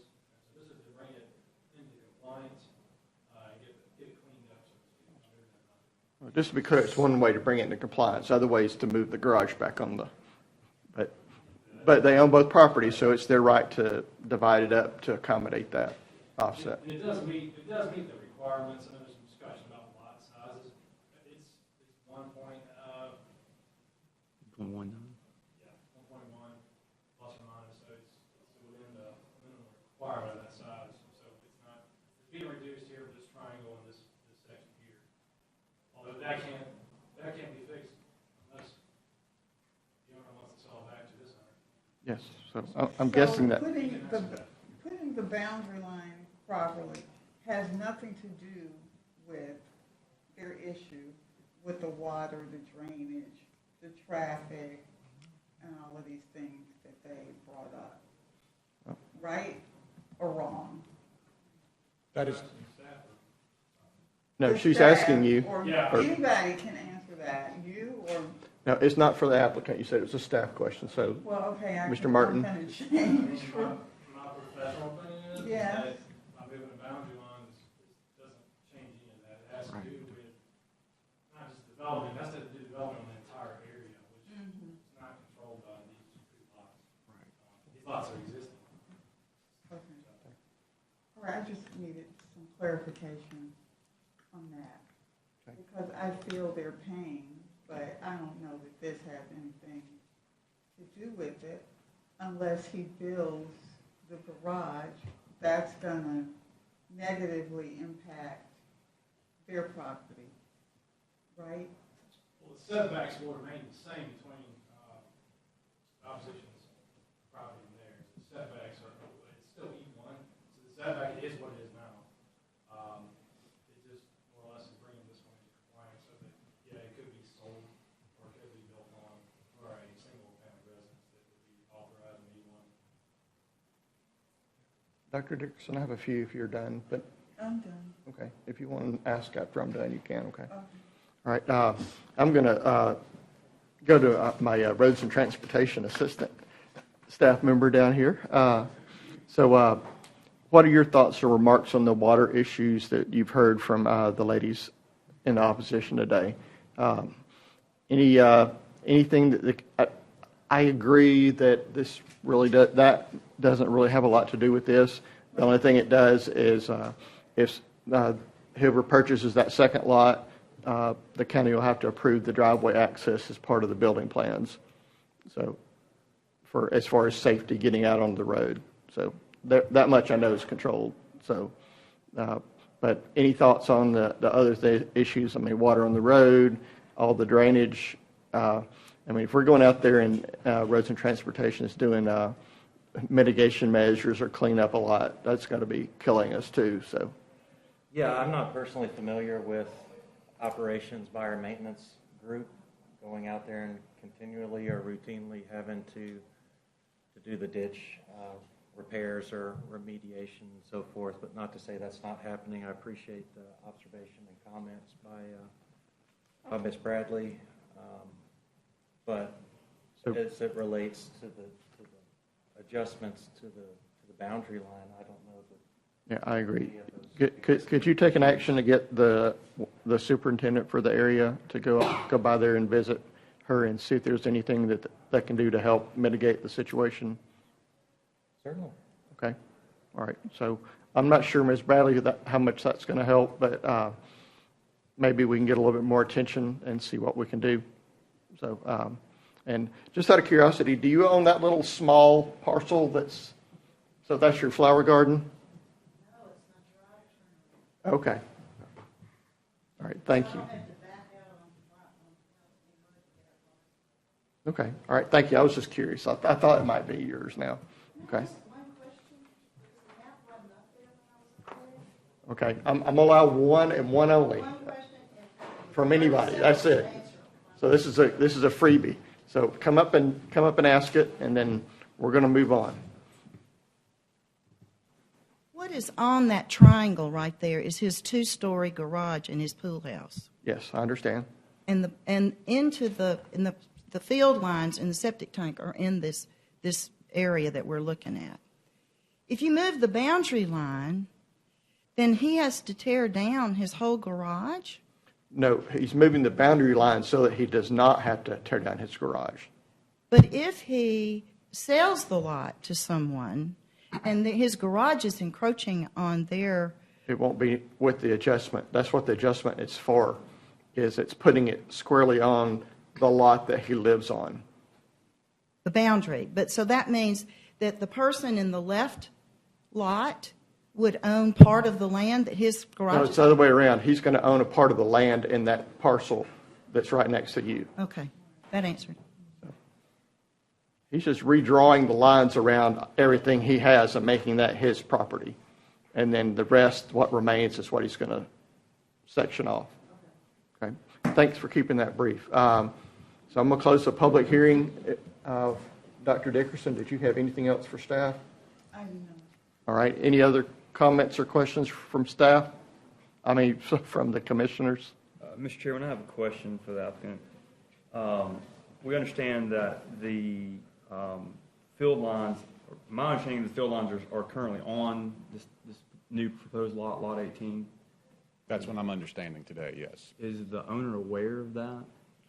I haven't had those discussions directly with the owner, but after this meeting, I certainly will. And our recommendation is that he do some exploration and find out exactly where those are. And as Mr. Andrews has suggested, we get the easements in place to make sure that those are properly accounted for. Okay. Mr. Gilbert, did that answer your question? It does, yes, sir. Okay. Anything else? All right. So, may I have a motion on this subdivision case? All right. Mr. Chairman, I'd like to make a motion for approval on case number S230015. Second. All right, I have a motion, a second. All in favor say aye. Aye. Anyone opposed? All right, motion passes. Thank you, everyone, for your patience on that one, and that was long, but good discussion. Next case, S230016. This is applicant Brad Garrett, 2 lots proposed in the Marsh Mountain area. Mr. Martin? Yes, Mr. Chairman, this is a subdivision to split 1 acreage tract right here into 2 lots of record for agriculture and residential use. The owner to the south here is actually family members with the person here on the tract being split. Ultimately, this lot 2 is really more for access to a field site that's further south on their property. But as such, it's much easier to just to survey that portion, this 1 tract versus his tract as well. So there is an easement there to that lot 2. As such, there will be an exception that would be required for this exception to the subdivision regulations to allow lot 2 to be recorded with no road frontage. It does comply with A1 zoning. There's no road or access traffic operation issues. Right-of-way dedication will be required right there along Self Creek Road. Flood hazard is not present on this property, and there's no sewer available, so the health department will have to sign the final plat. Staff recommends approval with an exception to the subdivision regulations to allow lot 1 to be recorded with no road frontage. Okay, thank you, Mr. Martin. Is there any opposition here for this subdivision case today? Is the applicant present? Thank you. Any questions from the commissioners? All right, hearing none, may I have a motion on the subdivision case, please? Sure, Mr. Chairman. I'd like to make a motion for approval on case number S230016 with an exception to the subdivision regulations to allow lot 2 to be recorded with no road frontage. Second. All right, I have a motion and a second. All in favor, please say aye. Aye. Anyone opposed? All right, motion passes. So we have on the agenda subdivision case S230017. We're going to hear that a little bit later with a zoning case Z230008. So we'll be moving, just so you know, we're skipping a little bit. We're going to move to subdivision case S230018. The applicant is Zach Parrish. This is 2 lots proposed in the Bluff Ridge area. Mr. Martin. Yes, Mr. Chairman, this is a proposed subdivision is to divide and convey 2 acreage tracts into 2 lots of record for residential use. You'll see the aerial here of existing property. Here's the proposed plat. If you can see it here, there's a small dotted line right there. You'll see it again on the tax map. That's the existing acreage tract, a sliver, and then a larger one. This would essentially equalize those sizes a little more, make them a little more buildable.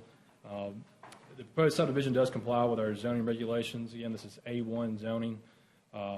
This was the subject of several rezoning cases last year, which ultimately ended in the county commission denying a rezoning request to go to an RG for single-family garden homes. Right-of-way would be required. It's 5 additional feet right there on South Shades Crest Road. There's no floodplain, and there's no sewer available, so the County Department of Health will have to approve and sign the final plat. Staff does recommend approval for this subdivision. Okay, thank you, Mr. Martin. Is there any opposition here today on this subdivision case? Okay, would you, you've probably seen the drill here, so come up, give us your name, your address, and what your concerns are. And it's been a long day, so I'll mention it. If you could be brief and to the point, we'd appreciate it. But I'm pretty quick. Okay. I'm Tim Weisenberger. I live at 8515 Shady Trail in Timberlake subdivision in Helena. I am in the Jefferson County. I'm in opposition of the rezoning from A1 to the current proposal. The property, at the entrance, this is, I think, the 4th time I'm aware of attempts to rezone this property to a higher density. And when I drove by the Jefferson County zoning sign, it said, 2 lots. And I assumed, okay, he's cleared the area, going to put 2 houses there. Be nice house lots. I'm hearing that the idea now is to put multiple family dwellings in there in some form or fashion. So that's my biggest complaint is it's not going to fit in there. Can I tackle that one first for you? Can I tackle that one first for you? Go ahead. Yes. So, Mr. Martin, you talked about that. So, refresh us. Yeah, so this is simply a subdivision case. This is not a rezoning. The subdivision case now is for 2 lots. It's A1 agricultural zoning that is retaining A1. There was a multifamily request last year that was denied by the county commission. Simply to divide the 2 lots. Okay. So, again, there are only 2 lots. Yes, I understand 2 lots, but in today's meeting, I'm seeing 2 lots where they're putting multiple dwellings on there. So that's my concern is so the property zone A1 agricultural, okay, and there's limits to what can be built, and a multifamily cannot be built on agricultural zoned land. So it would have to be a single house on each lot? Martin, you give us the rundown. They are allowed mobile homes if it's for family, accessory structures. All this green right here, that is current A1 zoning right there. So it's a single family, or there can be mobile homes, and if it's all the same family, they can put up to 4 on one part, 3 on one parcel. Okay. I just want to point out to the commission, and I'm not sure if you've been, South Shades Crest is a road that meanders in between Jefferson County and Shelby County. I've meandered down it a couple times. And in the dark, you better look out for deer. But it's the maintenance of it is spotty at best. So my concern is the more traffic we put on that road, you're going to have more chances for accidents. There's that on that crest there leaving Sterling Lakes. There's no street lights and no stoplights. And as you leave the neighborhood, if you go straight, you're going down a ridge. So we got the fear there. South Shades Crest at that area has school buses from Jefferson County, Shelby County, and Hoover schools going up and down there. So we got a lot of kids on those roads. So that's kind of, my concern with the traffic, the safety concern. The other concern is, are we going to set precedents for high-density housing? And it's something I'd like to hear from the proposal. Okay, well, Thank you. we'll talk about that as we go through, so thank you for that. Okay. Thank you. All right, I believe, come on up and I'll call them first and then we'll get to you next, okay? And if you don't know, name and address first. It's your ticket to entry. Good afternoon. My name is Heidi Boggs. I live at 120 Sterling Estates. Tell me your last name again. Boggs, Okay. B-O-G-G-S. Thank you, Ms. Boggs. You bet. I live at 120 Sterling Estates Drive. Okay. And thank you for your time. I am here my husband and I are here in opposition to this particular reclassification. I do understand and recognize this is not a rezoning request at this time. I have been a part of the past requests in opposition of those rezoning requests. Our concern is that this sliver, what's being referred to as a sliver, that is currently not part of what is being referenced as correct. Can you go to the next one also? There you go. It's not currently part of Lot A or B. It is currently, is my understanding, covenanted to the Sterling Lakes subdivision. It is not, okay, that's fine. So coming in there's our entrance. That strip goes along the entrance to Sterling Lakes subdivision. There is an island separating the entrance and the exit, okay, into that subdivision. That strip is on the side of the entrance to the subdivision. Our concern is that in the building of whatever is planned down the road, which I know is still to be determined, is that an entrance into Lot A could be established from that strip of land. If that's the case, then it would just not be conducive to the traffic that already comes in there. So Okay. someone entering Lot A from Sterling Lakes Drive would be forced to make a right. We'll get you an answer for that, okay? And flip around, correct. I understand, okay? Okay, so for me, for right now, that's it. Okay, thank you. Ma'am in the back? I thought, and I'm going to say this, name and address, right? Thank you for allowing me to speak. Certainly. My name is Angela Malvonner. I Malvonner. live at 522 Sterling Lakes Way. Again, a similar proposal was presented last year before the city of Helena, and it was disapproved also.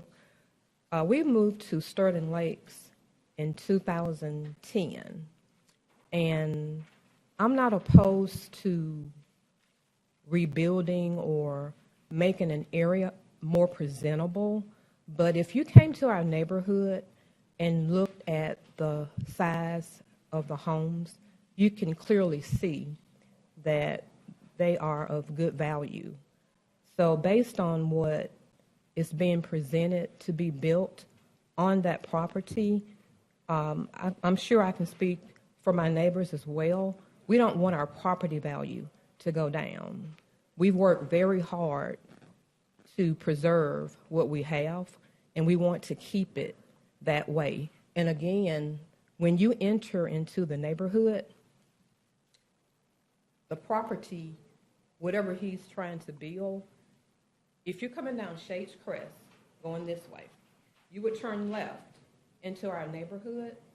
Well, whatever he's trying to build will sit to the right of the entrance into Sterling Lakes. So I don't even see how there's room for anyone to park.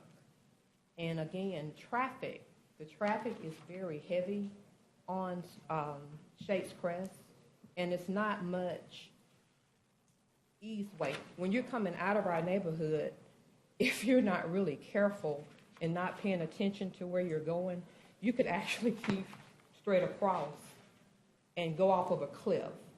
So the traffic to me is an issue, and the neighbors, we just don't want our property value to be effective. Okay. And that's Understand. all I have. Okay, thank you. Thank you. Would you pronounce your name one more time for me? Angela Maul, M-A-U-L, Varner. Mal Varner. V-A-R-N-E-R. Thank you. Thank you. Okay, I appreciate the opposition. Is there anyone else in opposition? Okay, applicant, you have someone else besides you? John David Terry, 1813 3rd Avenue North. Mr. Carey, is that correct? Yes, sir. I'm an attorney in Bessemer. I've been pulled in by some of the residents of Sterling Lakes neighborhood concerning this and given notice of this on Tuesday of this week. And I have not been privy to the new potential preliminary plat, but regarding the sliver and all that, it does appear to be a part of the Sterling Lakes Phase 1 subdivision and deeded to an entity known as Sterling Lakes Holdings 1 LLC as part of the ASW going under and being foreclosed upon back in the day, and they were just concerned in a portion of the subdivision plat being pulled into this that they were unaware and asked me to come looking to see what was going on this week, and I know they're not in a rezoning request at this time. So we're just seeing and trying to get a hold of what's going on at this point. But it does appear to be a portion of the plat already recorded at. So can I ask a clarifying question? Map book 42, page 98, more like that. Mr. Carey, I'd like to ask you a clarifying question. So are you saying, a very untechnical term for me is a sliver, but there's a portion of the land in either lot A or B or in the parcel that the applicant is submitted today Yes, that you're sir. saying has a contested ownership? Correct. Okay. Yes, sir. Okay, Mr. Martin? Because there is confusion on this. Yes, This please. subdivision plat, this piece that there seems to be some confusion about it being incorporated into the previous subdivision, Sterling Lakes Phase 1. If you look on the plat, and it is odd, it does show this parcel. However, there were no dimensions. There was no label. Oftentimes, you'll see people show lots outside of it. There's no label on this. Furthermore, this plat was not signed by Jefferson County, and it is in Jefferson County unincorporated. It's not part of it. See here. So, but beyond that, there's no lot number for that.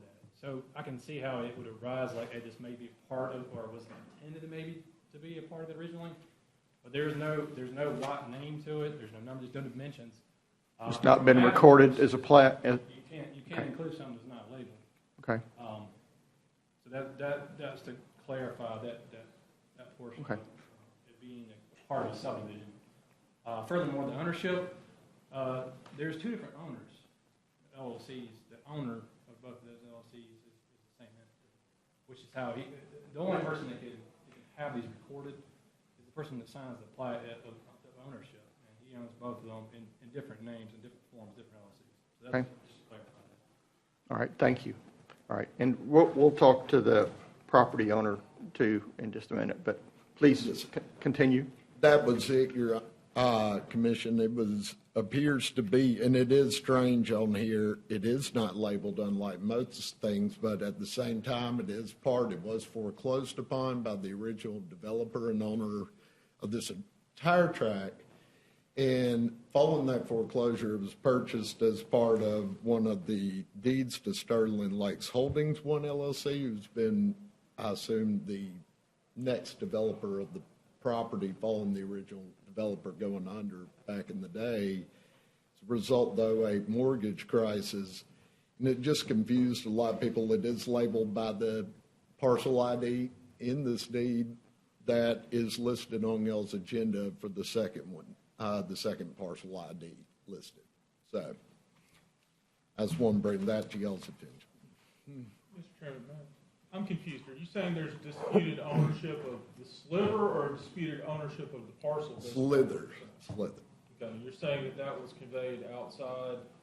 It does appear to be, it is strange, it does appear to be part of the Phase 1, but it's not labeled And the plat map previously recorded by ASW, the original You're saying developer. there was a foreclosure that was done as well? Correct. And that was included as portion of the part of the foreclosure? There was actually, as far as I can see, 5 separate foreclosures on ASW, or a part of ASW, it appears, Blazer Group, and one of them was Ibernia Bank. And after that, the various entities, a couple of years later, sold all parcels of those foreclosed properties that hadn't been sold and developed yet to an entity known as Sterling Lakes Holding One LLC, all recorded same date and all that. And this was one of those. Are you contending that part of what we're being asked to do is to rezone a portion of property that is not owned by the individual who is asking for it to be rezoned, or excuse me, to be re-subdivided? Are you stating, or is it your contention that someone who has an ownership interest in this property is not being represented in this matter? Oh, no. Okay. No, not necessarily. Yes, sir. I was sort of confused by your question. It just is labeled as ASW, and it appears to be, for some reason, never got assessed out of ASW's name into Sterling Lakes Holdings One LLC. So then it's your belief that the person who's the owner of these parcels is the one who's correctly? The one parcel, the slither, they're calling it. Yes, sir. And apparently the other parcel is owned by the same individual under a different corporation. And it's some Spencer Preserve, I believe, LLC is the other owner of the 4915, if I'm right. And this is speaking to 4905 Shades Crest Road, in which appears to be part of the, like I was saying, part of the plat map for phase 1 of the subdivision of Sterling Lakes. Which, I clarify with staff, that plat map was not filed with Jefferson County? No. Yeah, it was, so, this subdivision plat was filed. This sliver says there's no dimensions on this. Okay. No labels on it. And as such, it was not included in the subdivision. Sometimes lots are, the tract are shown as reference, none of the labels, none of the not. And whether it was purposeful or not, it was not included in the subdivision. It was also, you'll notice that this is the city of Helena. Most of the subdivision was in the city of Helena. However, this plat, well, right or wrong, it was not signed by Jefferson County, which calls into question some of that legality of whether or not that could even be considered a lot, even if it were to be called out, quite honestly.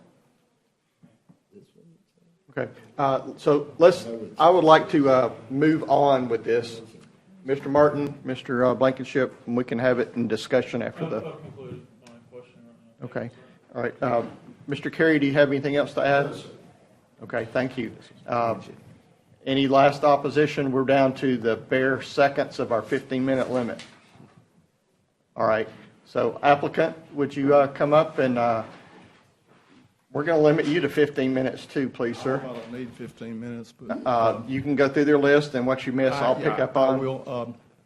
Name, address first, of course. Certainly. Joey Miller, Civil Engineer, Land Surveyor, MTTR Engineers, 3 River Chase Ridge, Hoover, Alabama. Andrew, could you put back up the plat? And I'm going to try to address the best I can what I'm going to call a remnant piece that was not included in the original subdivision. And that's what Mr. Carey and they were talking about. Can we be clear on which subdivision we're talking about? The original subdivision for Sterling Lakes. Okay. All right. When it was developed, the clubhouse was across the street, and there was a remnant piece that was part of the original tract. It was not included in the subdivision. There's no dimensions on it. There's no nothing. There's a picture of it, and it's very poor surveying. That's all I can say. I'm not going to say anything else, because that's not the way you do things. But that's what happened. My client is Zach Parrish, who owns both LLCs that own the clubhouse across the street and both the small tract, this I'm going to call a remnant tract, and the big tract, which is the majority of the property. He owns both, 2 different LLCs. So we own the property. We're within our rights to develop it. The smallest lot is 1.5 acres. I'm just looking at a couple of lots that are adjacent to us, 15,000 square feet. our lot meets the A1 zoning requirements, and we're not rezoning anything. We're asking for 2 lots. The biggest lot is like 1.7 acres, the smallest lot is 1.5 acres. Any driveways will have to be approved by Jefferson County coming out on Shades Crest Road. We recognize that. And there'll be safe approvals, right, roads and transportation? right. And it may be end up, we just have one driveway. We may have to have a joint use driveway. We're not sure what we're going to do. And as far as Sterling Lakes Drive, that's the city of Helena Street. We'll have to get a driveway permit from them. That's it. I mean, it's a driveway permit. That's if you choose to do that, right? That would be, and it's a relatively steep piece of property. The best part of the property is what's closest to Shades Crest Road. The further you go down the hill, you can see it. Those are probably 10-foot contours, I bet, Andrew. And so there's 10, 20, 30. There's probably 50 or 60 feet of elevation change between what I'm going to call the buildable part, which is up on Shades Crest Road, and that's where the houses would be. That's what we call it. I mean, it's 2 lots. That's what we're doing, 2 lots. I mean, it's no multifamily, no nothing. It's 2 lots. I don't know what else to say. That's all I'm going to say. So I'm going to ask you a couple of questions. Certainly. So what are your plans for developing the lots if they're approved? Oh, we'll meet the zoning requirements. Okay, well, that's a fair question. Would you care to be more specific? No. Okay, all right, fair enough.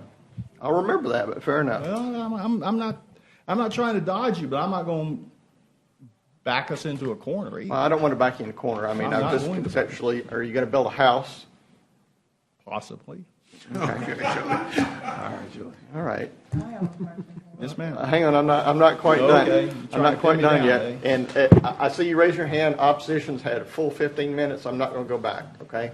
So I appreciate it, but I want to make sure. I'll tell you what, Dr. Dixon, you go ahead. Yes, ma'am. Is the property for sale? Oh, I'm sure it'd be for anybody who wants to buy it. Yes, ma'am. So you're selling it? I'm not selling it. I don't own it. I mean the owner. Oh, yes, ma'am. He would sell it, certainly. Okay. Okay. Any other commissioners have questions for the applicant? Are you the applicant? You can. You've got. Y'all still have 10 minutes left to talk. Zach Parrish, 3981 Pine Lane, Bessemer, Alabama, 35022. I appreciate Joey's position. There's been some frustration with this for over a year, but just to address your question, these are single-family houses that we're planning to build. They'll be considerable size, higher value than what's adjacent in the area. Comparable to what's in the neighborhood? It will exceed. Okay. I mean, I don't see why you wouldn't do that. Exactly. But okay. We're in business to do this. He surely doesn't get paid by the word, or he would talk more, I think. I'm sorry? He doesn't get paid by the word, or he would be talking more. You did say But exceed. they will exceed, yes, ma'am. Okay. All right. Thank you, Mr. Parrish. One thing. Yes, go ahead, Doctor. Considerable houses, so how many considerable? Do you know that? 2. 2, okay. That's all we can do. One per lot. Yeah. Thank you. All right. Any other commissioners have a question? All right. If not, I would like to entertain a motion on this subdivision case. All right, Mr. Chairman, I'd like a motion for approval on case number S230018. Second? All right. Motion is second. All in favor, please say aye. Aye. Anyone opposed? All right. So just to kind of give everybody where we're at in the scheme of things, we've got 2 more subdivision cases left before we go into zoning. I would, if the commissioners can make 2 more subdivision cases, we'll take a 10-minute break after that. Is that okay with there? Any objection to that? Anybody need a break now? Let's finish these up. Okay. All right. So I'll call case S230019.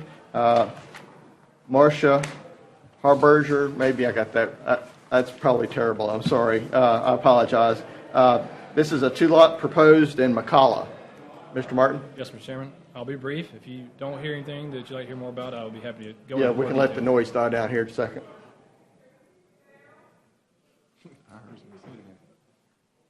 The purpose of this subdivision is to convey 2 acreage tracts into 2 lots of record for residential use. Essentially, this is a cleanup job. This was deeded off improperly a number of years ago. and this is a subdivision case to bring them back into compliance with the subdivision plat. So Lot 1, Lot 2, it does meet all the requirements of A1 zoning. No anticipated road access issues. Right-of-way dedication will be required for Bishop Road, where adjacent to the property. There is floodplain on Lot 1, zone AE. So any development there would require a floodplain development permit. And there's no sewer, so the health department will have to sign and approve the final plat. Staff does recommend approval for the subdivision. Okay. Any opposition here today for the subdivision case? Applicant present? Thank you. Any questions from the commissioners? May I have a motion? Sure, Mr. Chairman, I'd like a motion for approval on case number S230019. Second. I have a motion and a second. All in favor, please say aye. Aye. Anyone opposed? Motion passes. Fastest one today, I think. Next case, S230020. This is applicant Anthony Otto, 2 lots proposed in the Mount Olive area. Mr. Yes, Martin. sir. This is a proposal to split 1 acre tract, A1 zoning, into 2 lots of record for residential use. It does comply with A1 zoning, and there's no anticipated road access issues. Traffic has requested an increase of the easement size from 15 to 30. Other than that, there's no additional comments. No right-of-way would be required here. Dedication would be required. And then no floodplain, and there's no sewer available, so the Department of Health will have to sign and approve the final plat. Staff does recommend approval. I do want to note that there was, late yesterday, 1 letter of opposition that did come in from the neighboring property, which is there in your packet there on the side, the loose leaf portion of your packet. Okay. Thank you, Mr. Martin. Is there any opposition present today on this case? Applicant present? All right, very good. Any questions from the commissioners? We're getting really quiet towards the end. All right, so having no questions, no opposition, I'd like a motion on the case, please. Sure, Mr. Chairman, I'd like make a motion for approval on case number S230020. Second. All right, motion is second. All in favor, please say aye. Aye. Anyone opposed? All right, so we are going to pause. I think you deserve a 15-minute break, maybe 14. So 3:15, if you please return. I appreciate it, and I hope you don't run out screaming or anything. But and I'll go out in the hall, Michael, and tell the rest of the group. It's 3 o'clock. No.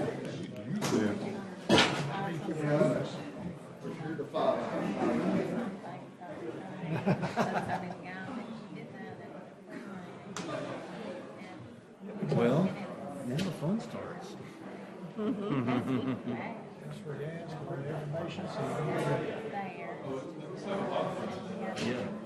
Yeah. What was funny is January, February.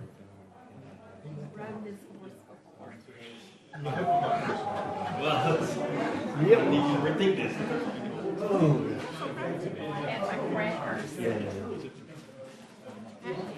I'm good. I'm just got a break from zoning. What's going on? I was very thankful for you to do that, because it was like, I think thank you. No.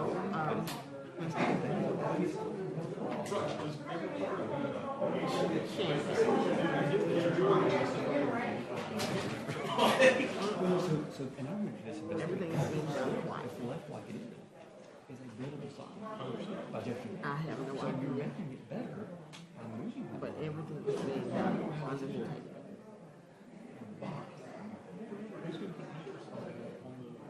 Well, they did until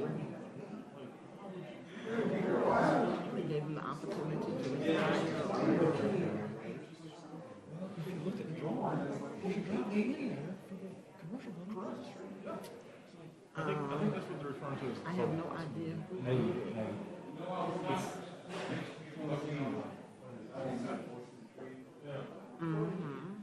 So my thing with that is, why didn't he do it around the time that he should have done it? See, all of this he's doing now done. All this that's being done now is being done, should have been done around election time.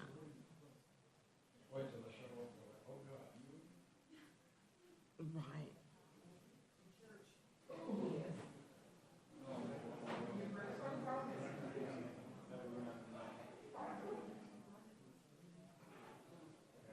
Well, is he and, to my knowledge, is he and Lenise? Yes, ma'am.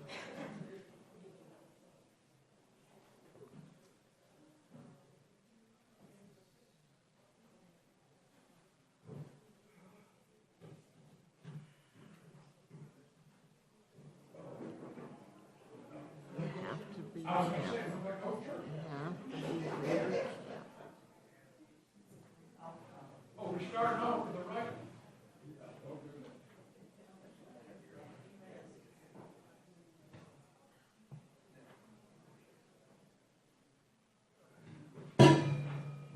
Really?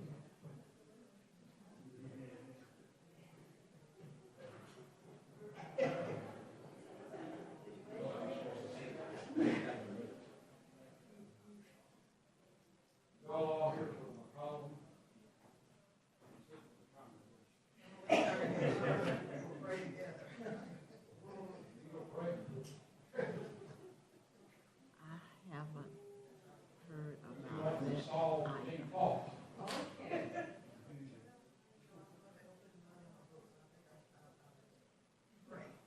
From TVA.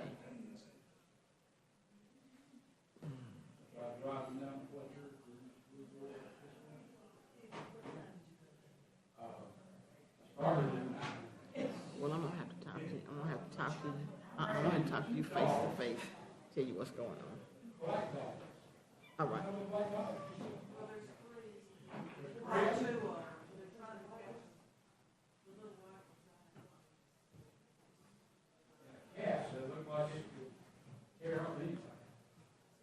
wish it just said 10 minutes or 5 minutes. All right, well, I was voting down to the property tax.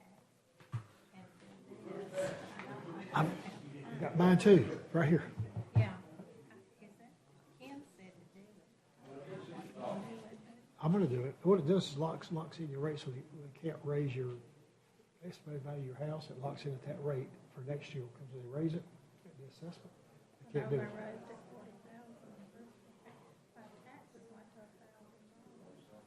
That's all. Mine are 1,500. Well, that's what that does. It locks it in so they can't raise it. Well, they can, but you don't have to pay anything but what you're paying this year. I've been waiting for a good chance to get you. No, it might. Have you already paid it before? Your exemption? I will when I'm 65 and see, but I think on the daily was 100 or something. Yeah, I Hey, when there's something like that, feel free to jump in, because if you don't, I'm probably gonna pull you in. No, that's all.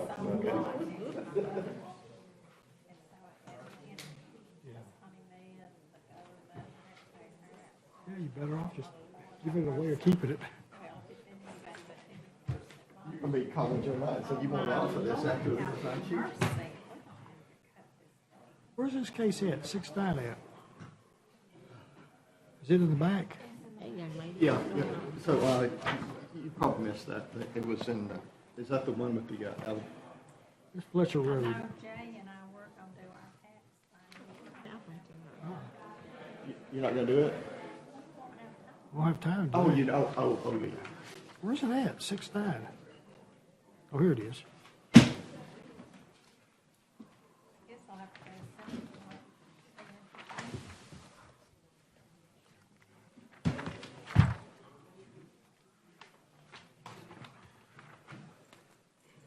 I'm glad I've got a good vice chair and secretary to keep me straight today. I'm just skipping straight. Hey, that's why you gotta, they give me a different agenda. And I always check it, and I didn't have time today, so see what happened. And I check if there's not an error in what I've done. I already taken this, we supposed to take it out before 4. We're not gonna make it up before 4. But that's why I gave y'all 15 minutes Oh, yes, instead we of 10 are. minutes. Let's get out of here before 4. Michael, when's the overtime for us to kick in? It's Okay. And when does it kick in? Is it 3 o'clock? Time and a half what we already get. So you're gonna double validate our parking? No, you're not gonna need it. There won't be anybody there. Nobody be there, yeah. I'm on the street anyway. Save it for next time.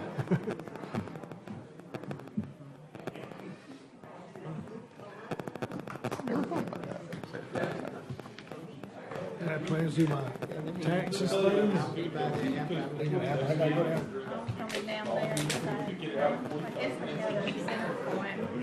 Just the entire rest of the day. I guess. I don't know why, because I got another job. I told y'all. I quit the SRO thing. I knew that. Fully retired. I got a call last week from the sheriff of Walker County. Said, could you fill in for the rest of the year at SRO? Our guy had surgery, want me back. So I'm working for. That's close to home, isn't it? Yeah. 17 miles where I gotta go. So it's not bad. no, it's deep. Oh, Just at a school. One school. It's not- Like a bourbon. I gotta go in, go down there and get my uniforms. We don't have any. There was one left in the conference room down there, but. Michael, you think you could scare up a bottle of water for some thirsty commissioners? Brenda would like one. Wait a minute. Do y'all need one? You said water? Yeah. Dave, always with my kind of guy. And some wings too. Sounds like one. Sounds like we need one. Right. I was talking about it last month. What's going on? What else can you get? What else can you get? Leftover spaghetti. What else can you get? Also, did I make a special menu? Oh, So this one was, okay, so yeah, this one was, like, this whole parcel includes that.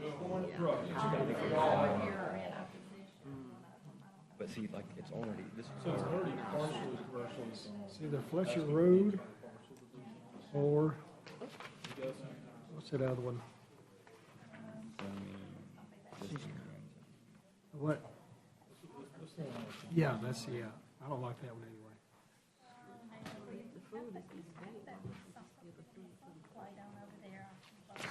I'm sorry? I said all of those are Did it get subdivided?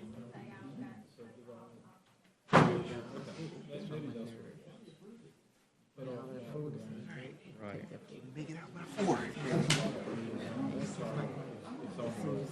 Correct. I think that's what they're doing. I think it's just cleaning up, basically. You hip to the game now. you hip to the game. Like, all right. But we already know one is going to be big. We already know one. But I have never seen that many opposition to subdivision cases. Yeah, I think That's a lot of opposition to subdivision. like there's And residents. like you asked the question, like, but there's nothing, them moving this line is not going to fit any you said. Actually, 2 residents. But they're so frustrated. Anytime they get a chance to talk about it, they want to talk about it. I'm going to say, you talking to the wrong people about this. On one hand, You talking to the wrong people about it. You know, so go talk to your commissioner, and then go talk to the Department of Roads and Transportation. Go sleep your rest, because this is not going anywhere. I mean, to fix it, they would probably have to pay out of pocket, but they probably. well, I don't know. Well, but in that area, they probably could get the money to do it. We talking about the state properties, which you're right, they don't want to. They could. They could. It's a whole. Let's see. people been sitting outside the whole time.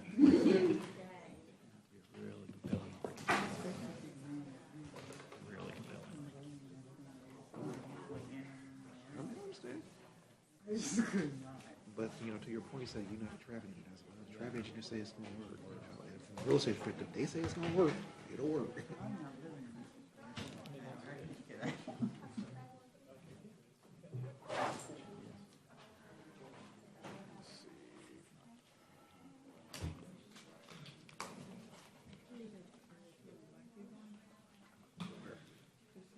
I mean, they can afford it. I mean, it's free. I realize that.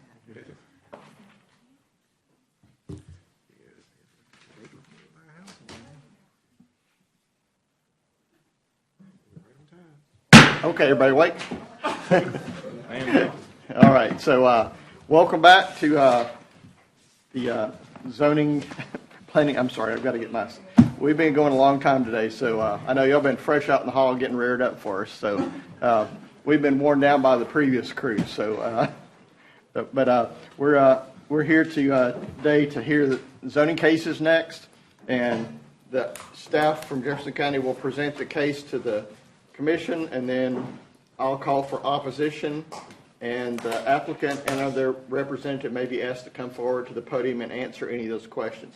Both opposition and the applicant gets 15 minutes max to discuss. So if there's a big group of opposition, I recommend you pull your resources for those 15 minutes, either with the representative or divide up accordingly, so that we're not here till 6 o'clock tonight, please. And just want to remind you that we only make recommendations on zoning cases. It goes to the county commission for a final decision that's published and noticed just like this one was that you're here for today. So with that, we'll start with the first zoning case, and I want to make sure I get my list right. We've got paper up here a lot here. So the first rezoning case today is Z220069.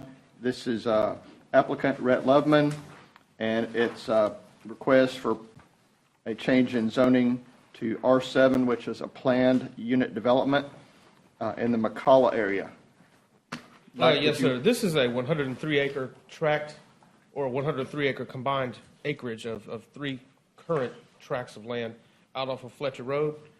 The applicants are proposing 138 residential lots. The R7 zoning. Let's go back. Let's talk a little history on this site. Last year, this property was requested for rezoning from A1 to RR.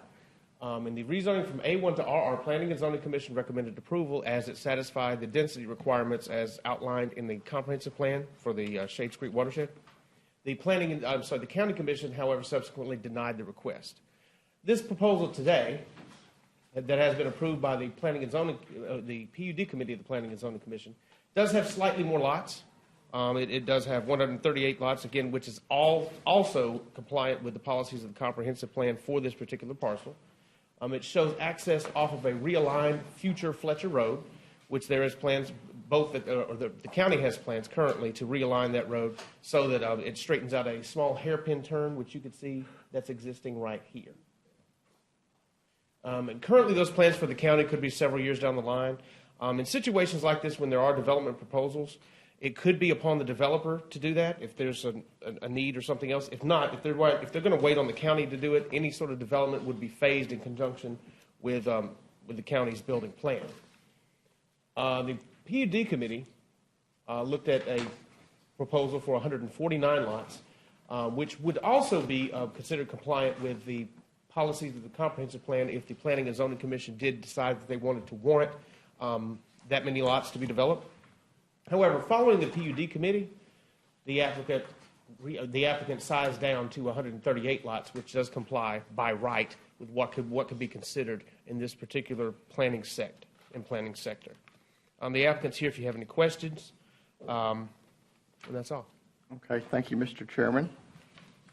So, you're the chairman. You're the chairman. Oh, I am. You called him the chairman. Sorry, it's been a long day. Apparently, I'm thanking myself now, so sorry about that. Thank you, Michael. Is the applicant here? Okay, do you want to add anything to Michael's presentation before we call for opposition? I can do it now or after opposition. Well, do you think the addition would help with opposition? No, I mean, I'm not with the opposition. Okay. I don't think it'll help the opposition, but maybe it's like all our reason as to where we're coming from. Why don't you just give us a quick synopsis real quick, Mr. Loveman? Address and name first. Yes, Rhett Loveman, 24 Woodhill Road, Birmingham, Alabama, 35213. The plan that we set before you complements the comprehensive plan, and the comprehensive plan is put forth for things to consider as the county grows. So how does it complement the comprehensive plan? We have access to public street and roads via Fletcher Road. A traffic study will be required prior to any approval of a preliminary plat. We have access to sanitary sewer to the north. Currently, the county's infrastructure can service 160 additional homes. We're asking for 138. Our rezoning request complies with the comprehensive plan. The number of units we're requesting are allowed by right under the comprehensive plan's coverage. And finally, the comprehensive plan, if you read it, which I've read it, it encourages neighborhood growth where infrastructure is. Otherwise, it'd be a misuse of Jefferson County's resources. So there's roads, there's sewer, and there's water available to the site. And one other thing that I wanted to mention is we specifically went with an R7 district after meeting with some commissioners and getting feedback so that we could cluster lots so that the estate lots, the 1 acre estate lots, are bordering any adjoining property owners. So anyone that has an existing home out there is bordered by a 1 acre lot. The topography, the high point of the property is where the power line easement is, right there, the division between the blue lots and the purple lots. Everything on the other side of that slopes down into a valley, and you can't even see it from Fletcher Road. So we were trying to work, the clustering of the lots allows us to do 30% open space. It allows us to provide a buffer to any existing home in the area, and it allows us to work with the topography so that the medium-sized lots are essentially out of view of Fletcher Road. And on those three sides, they're surrounded by vacant land. So we were really trying to be thoughtful, take the feedback that was received, and incorporate that into the plan. And it also meets the comprehensive plan for this area. I mean, that's a guiding document for the county. So. Okay, thank you, Mr. Loveman. Appreciate that synopsis. So opposition. So my trusty vice chair over here is going to keep us on a 15-minute clock so we don't stay here past dark. Who'd like to go first and name and address and... Do I have to speak into the mic? Please, so we can hear you. Oh, don't worry. Okay. Good afternoon. My name is Phil Turquette. I live at 7536 Dupree Drive, right off of Eastern Valley Road. Little about myself. I've got, I think, about 35, 36, 37 years experience in zoning, 30 of which was with the city of Birmingham. First of all, I'd like to thank you all for being here. I know no one ever thanks the Planning Commission or the P&Z for being here. It's all volunteer. I appreciate it.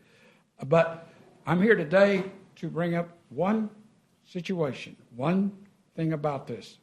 The people who live in the area may have much more to say about it. My concern is congestion on the streets in that area.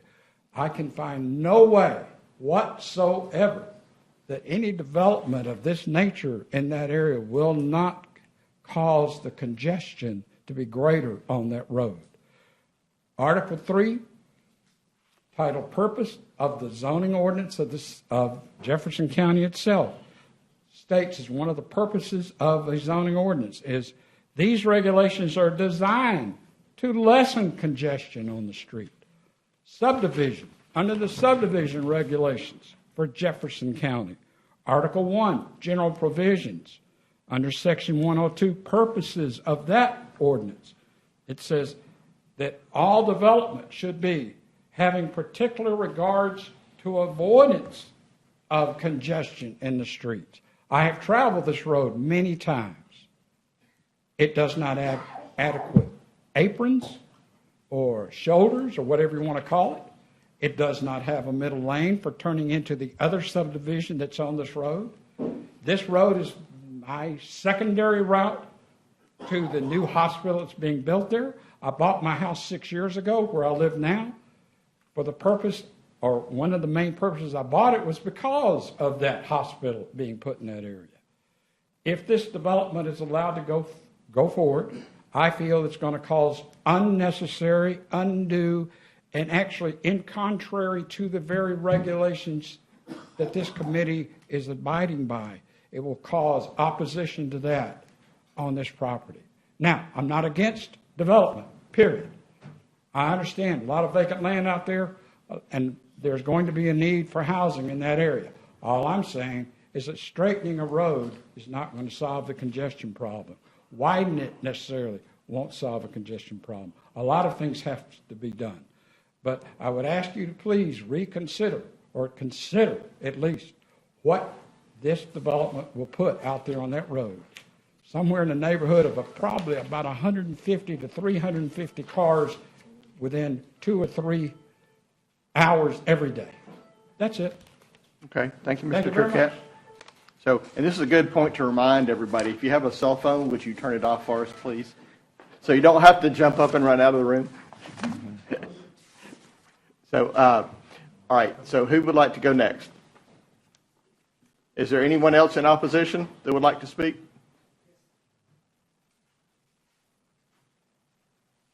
Good afternoon. My name is Chanel Fletcher. Welcome, Ms. Fletcher. Hello. I'm at 4975 Monroe Drive. I live to the south of this subdivision, and it's not on the map. Well, yes.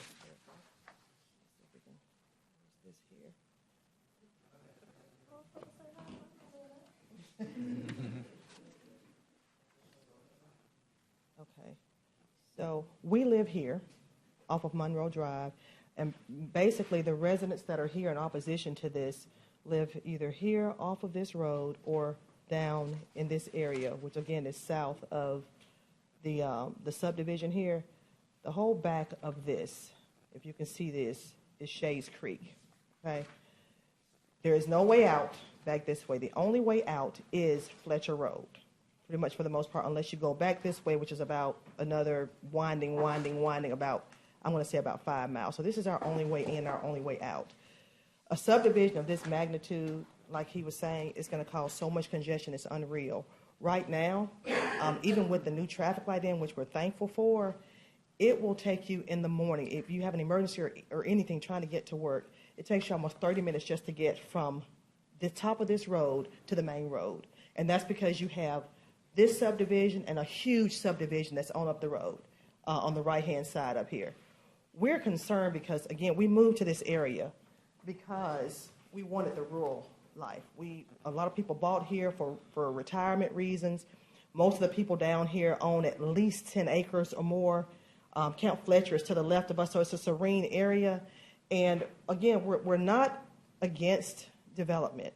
We just do not want another subdivision. McCalla is overgrown right now, and I know you see on pretty much every docket that you have subdivisions coming to McCalla. At some point, it's going to get overgrown. And what we're trying to do is we're trying to prevent that at this phase. Because what's going to happen is if you continue to approve, it's going to be overgrown before you know it. And that affects us that are living here. We have no plans on moving. We've had several neighbors that have moved already just because they're in fear of this, subdivisions coming in.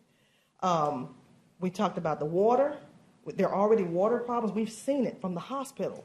When it rains, within a few hours, that whole area at the top is flooded. Imagine a 100-acre tract. And where do you think that water is going to come to? It's going to come down to these low-lying areas. It's going to run into that creek, which is going to swell and flood and cause problems.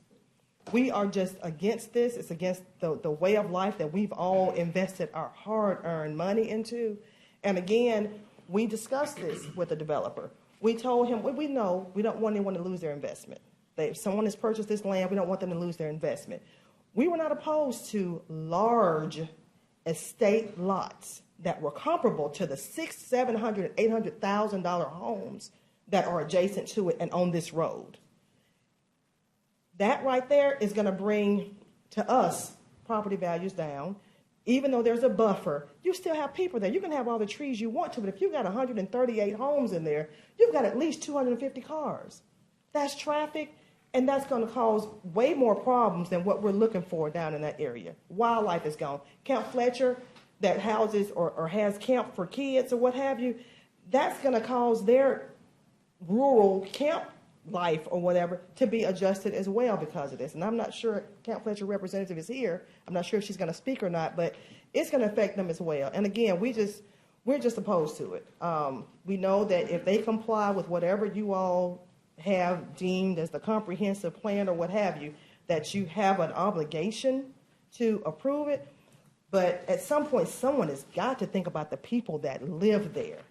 When you all voted in, we live there. When they develop these houses, he's gone, the developer's gone, we are there. And what are we going to do? When we have a flood, when we have bad roadways, when we have problems, we're going to contact Jefferson County. And then we have another issue after that. And we don't want to do that. We don't want to waste your time. You're already busy enough as it is. We don't want to have problems that are down the line that are created right now. Whereas if we stop this, we won't have those problems. I thank you all for listening to us. And again, I know that they have to comply with certain things, but I really wish you would consider, again, the water issue that this is going to cause and the residents that are involved. Thank you all. Thank you.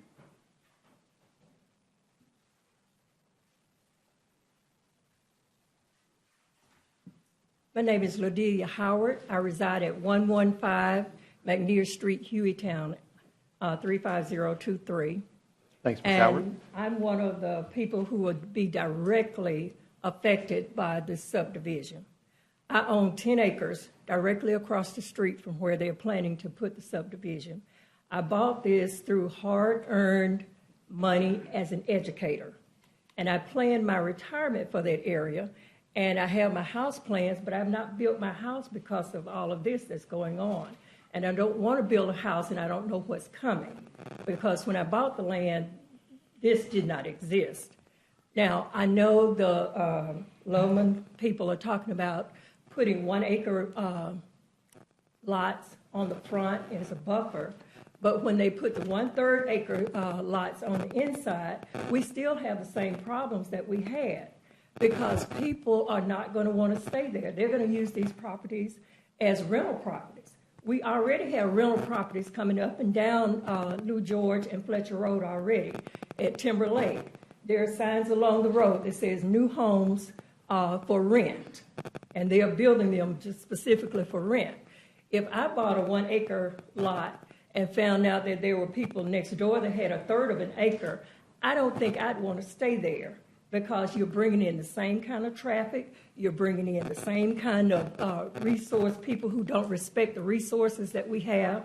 And I bought my land specifically for me and my grandchildren. I have 2 little grandboys, and I was raised in a rural area. I was raised in Perry County, very rural. I loved it. I came to school here. I earned my living here, and I planted my resources here, with the intentions of living here, raising my little grandboys here, having them have the rural life that I had, and to enjoy that. But also, that will overcrowd the resources that we have. We're going to have trouble getting emergency services in and getting emergency services out. Even though the hospital is right there, if we have 138 homes, we're probably talking about 300 cars coming in addition to those that just hang around, that just live there, the people who live there. Okay? That makes it harder for me to get in and out of my property. My property is also being looked at by the county commission for road expansion. So either way I go, there's a possibility that I'm going to lose some of my land, although I'll be compensated for it. I don't want to be compensated for it. I want to keep my land. And I want to build the house that I want to build, and I want to have the neighbors that I want to have. The people who are coming are the people that I bought land to move away from. So I'm getting the same thing that I purchased my land for. Also, people are looking for green space, but when they come out, they're using up all the green space. So where's my green space going to be? You know, when I look across the street, what am I going to be looking at? A house just like some of those that I'm looking at right now. And I did not choose that property to have a subdivision way of life. And I would ask you to please reconsider granting 138 pieces of property or those homes. At one point, we were at 106. Now we're back up to 138. But if it has to be, let's let all of them be 1 acre lots. And that way, all of us have a strong investment. The people who come in will have the strongest investment that I have. And they will take better care of the resources, better care of the properties, and then we will have less congestion. Thank you. Thank you. So just a quick time check. We've got about 3 minutes left on opposition. Not to rush you. Okay. Hi, my name is Allison Spalding. I live at 1105 Victoria Drive in McCalla. I come to you today with the matter of safety. I work at Camp Fletcher. I work primarily with Bridgeways that operates Camp Fletcher. And we own the parcels that are going to be right up against this subdivision. At any given day, we have 150 campers, and we already worry about, with the climate that our country is in right now, with all the gun safety and everything and the lack thereof, we have no idea what kind of people are going to be living in these subdivisions. We have no idea. So we are already sick every day trying to keep the children of the community safe and trying to take care of them and trying to develop their social and emotional learning. That is our cause. That is what we work for. And with these people moving in next door, we have no idea what kind of effect this is going to cause, if they're going to take care of their land, or if the type of people that are going to be moving in, what kind of effect that will have. The parcel that we have that's going to be right next there, we take the kids hiking. We won't be able to do that anymore because we can't take care of them. We have no idea if there's going to be people walking around. We just have no clue.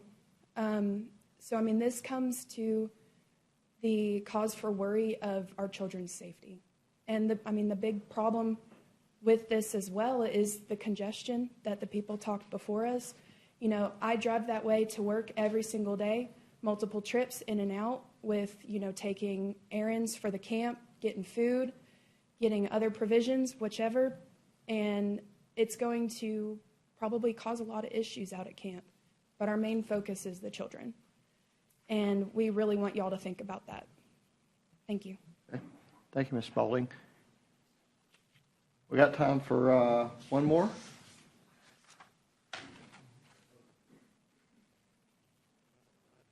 Good afternoon. My name is Ronnie Tillman, and I grew up on Fletcher Road. I have seen a big change already with the other subdivisions. There is traffic, so much traffic. It took me from Walmart a couple of weeks ago to get home. It took me an hour because of all the traffic that has come to the area. The subdivisions that are there now it's enough.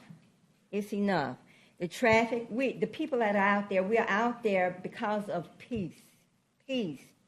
And we just don't want to see something like this coming in. 138 lots. That's a lot on 103 acres. That's a lot of people. And the traffic on Fletcher Road right now it has gone from maybe 3 cars in the past to like 100 now, just going up and down Fletcher Road. That's a lot of traffic. That is a lot of traffic. The street department is coming in, and they're talking about widening the road, and they've been talking about that for a while, but it has not taken place yet. And they are taking about 15 feet of my property to widen the street. I really don't want to give up anything, but if I have to, I have to. But like I say, we just want to be left alone so that we can enjoy what we already have. Thank you. Thanks. Ms. Dillon, we need your address for the record. I'm sorry. Okay. I missed one. My address is 5062 Fletcher Road. All right. Thank you. Did I miss any other ones? Okay. So we're over time, but yes, but you got 1 minute, and that's no one else. In regards to Camp Fletcher, directly across from the proposed subdivision. Camp Fletcher was founded in 1926 by Pauline Bray Fletcher, the first African-American RN in Alabama. She was aided by a diverse group of supporters who recognized a lack of opportunities for inner-city black children to explore nature and the outdoors. That camp is still in effect today, and that's the concern. That's directly across from this subdivision. So I just want to give you a little history so you'll know where we're coming from in the area. Thank you. Okay. All right. Mr. Loveman, I'll let you come up and address what points you feel like you can. And I have no idea. I'm going to say you got about 13 minutes. Listen, or less. I will not take up that time, but Okay. I appreciate them. I've gotten to know them over the past, we've been doing this for a while now, so they've always been very respectful to me, and I appreciate that. Again, I didn't come up with the comprehensive plan. It is a guiding document for the county to consider as it grows. The reality of it is there's a letter in your packet from the Jefferson County Economic and Development Authority, who has the Jeff Met Park, which is just a mile and a half due west of here. And they send a letter of support because they're going to have 5,000 people working there, and they don't have enough homes for the people that are coming. To quote from their letter, "We need new home construction in the McCalla area to meet the demands generated by a highly skilled workforce so that we can continue to grow the future of our community and give our children and grandchildren an opportunity to stay here and raise a family." So, the original request was a lot more. We came down to an RR residential zoning that gave 3/4 of an acre lots. That wasn't really what they wanted either. So now we're going to a clustering where we can preserve 30% open space, and we can have 1 acre lot buffers against any existing home. So we're trying to work within the confines of 103 acres. And I will say that 138 homes over 103 acres is a low-density development. Otherwise, the comprehensive plan would require a warrant or would not even allow it. And there's no warrant required for this request. The unit count is specifically allowed by right under the comprehensive plan. So again, we took the guiding document that the county gave us to use, and we followed it. And so that, short of that, I don't know what else we could have done. Okay. So we're not here. Y'all have had your time. I've given you lots, and Mr. Loveman. So I think we may have some questions from the commissioners. So, and Dr. Dickerson is going to go first. Traffic, can you address that? Because that's a huge concern. So as you all know, there will be a traffic study required prior to any preliminary plat approval or any subdivision of the property. So, the county has checks and balances. One of the great checks and balances is once the developer doesn't go and spend a couple $100,000 until he knows he has his zoning, and then he goes and does all the engineering that is required. The civil engineering, the stormwater, the traffic engineering, all those things which cost a couple $100,000. At that time, everything's given to roads and transportation, to the various departments for them to review and comment on, and then we have to meet those comments. So, Michael said that if at the time that this subdivision comes along, which is going to be a few years down the road by the time you do all the engineering and you get it subdivided, but if at that time Fletcher Road has not been realigned, that could be a requirement placed on us, the developer. And we understand that. It's completely going to be in the Roads and Transportation's department in conjunction with a traffic study that we'll have to do.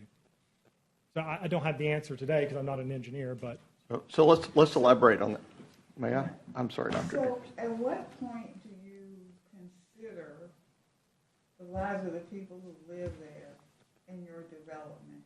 In other words, you're bringing in 138 homes, and we've heard these stories from our guests. So at what point do you consider what they are saying? I mean, how do you balance off what they're saying and what you're about to build? Yes, ma'am. Just for you, personally, how do you deal with that? I realize that there are rules and there's the acreage and you can do this because that's what the comprehensive plan says, but you also, I would personally have to hear what they're saying as well. They grew up in rural, they moved there for peace, they want their kids, there's a camp there are all these things going on, and you want to plop down 138 dwellings, and is that sufficient? Is that enough space? I mean, is it the right thing to do? I would argue yes, ma'am, because we're giving 1 acre lot. The subdivision that adjoins directly to the north is a true garden home subdivision. I mean, those lots are 40 by 100 or something of that effect. I mean, those are very small garden home lots, maybe 6,000 square feet. So the reason the comprehensive plan does what it does is you have denser stuff up towards the interstate, and then as you get further away, the lots become larger because you're going to more rural areas. We're part of that buffer. I mean, you're going from a subdivision that is a true garden home subdivision where they have 5,000 square foot lots to we're offering up 43,000 square foot lots as a buffer to anybody who has an existing home in the area. And then we're offering medium-sized lots that are going to be around 15,000 square feet. That's our smallest lot. So it's in keeping with the way that the natural growth goes. You have denser areas, you have commercial areas. As you get away, your lot sizes grow, which is what our community is proposing. And then as you go further down, you get into larger acreage tracts, which some of these people have, you know. So I feel like that is a reasonable thing to do as you transition. I have one more question. Mr. Turkett brought up the purpose for us being here with regard to. Sorry, I can't hear you. You brought up the issue about why we sit here, about the traffic. Yes, ma'am. And well, what I brought up was about congestion exactly. on the roads. Right. Congestion. And that won't be solved, if I may, ma'am. No, you can't no, solve. I'm sorry. I understand. I have a point of order. She's going to ask you a question. You're going to answer it. That's it. Okay? Right. Yes, ma'am. About the congestion. The congestion is caused because of all the traffic. So I want to know, so I heard your point is what I'm saying. I didn't really ask you to come up. I heard your point, and I was going to ask Mr. Loveman to address that. Yeah, I can't address the bigger traffic issues in McCalla. We will hire a traffic engineer who will then submit a report to Roads and Transportation, and based on their expertise, they will make recommendations for us that we'll have to adhere to, and that is my answer. So this is where I was headed. So if I could, Mr. Loveman, expand on that briefly. So just elaborate. So you'll hire somebody like us, Skipper, who does traffic studies, a renowned expert everybody's used to. He'll make recommendations on traffic. If the congestion's too big, he'll recommend road improvements, turn lanes, what your ingress, egress is, and I'm guessing he would tell you you shouldn't build it if it's going to be that bad. I don't know if he ever does that, but and then Roads and Transportation is going to hold you to make those improvements, and if not, then you're not going to be able to move forward, right? That's correct. So if we come before you with a subdivision case and we have not, first of all, it won't ever get to this point, but if we had not adhered to it, then it would, Roads and Transportation would put a hold on it, saying, no, you can't go subdivide this property. You haven't done what we told you had to do. And you could get an unsatisfactory traffic report. So, I mean, the traffic engineer is a totally independent. Right. I mean, obviously he's engaged by us to pay us, but like you said, Skipper or another reputable traffic engineer would be used. Yes. And someone that the county would recognize and accept their report. Yes, understand. So, okay. Any other questions from the commissioners? Dr. Dixon, you sure? Okay. Mr. Chairman, I've got one question. All right. Sure, Mr. Gilbert. We talked about water as being an issue and Camp Fletcher being downhill from this. Is there, I see some areas for detention. Is that for stormwater development at that point? Yes, sir. That is correct. As you know, any development has to meet the county's requirements that the pre-development runoff cannot exceed the post-development runoff. So, of course, we'll hire a civil engineer that will ensure that that is the case, and the detention ponds will be used for that purpose. Okay, and my only other question, the lots that adjoin Camp Fletcher, is there any proposed buffer for those areas, or? The average lot is 200 feet deep. Okay. We'd be glad to, have some type of buffer that says that, 200-foot deep lot is a very deep lot, so that would be a natural buffer, but we could also say, we can ensure 100 feet of that anything that borders to Camp Fletcher will never be disturbed, so that there's no question. Okay. But, you do have to have some clearing for the house. Sure. So. Thank you. Mr. President, Mr. Chairman. Yes, go ahead. Thank you. Yes, ma'am. Have we given into consideration the businesses that will be coming to the area because of the hospital? And, you have one hotel there. You have another hotel that's getting ready to be built there. Have we given any consideration to that? The comprehensive plan does not allow for any commercial in this area, if that's what you're asking. So Right, that is what I'm asking. We would not be allowed to do that unless, I don't think the comprehensive plan even allows for it in this area. No commercial. Not in this area. No, ma'am. Not to say that it will not reap havoc on this area. I think if staff could help me out, I believe, Ms. Donald, that All of that is. the comprehensive plan As it stands right now. Right. Is clustered along 459. by the interstate. There's a small node down at Macashan Drive. And there's another small node where Pocahontas, where the hospital's going to be in that corner. Right. I'm sure that as we develop the comprehensive plan for the county, and again, as we discussed in our preview, this area is going to be heavily concentrated on, we might be able to identify another couple of nodes for commercial development.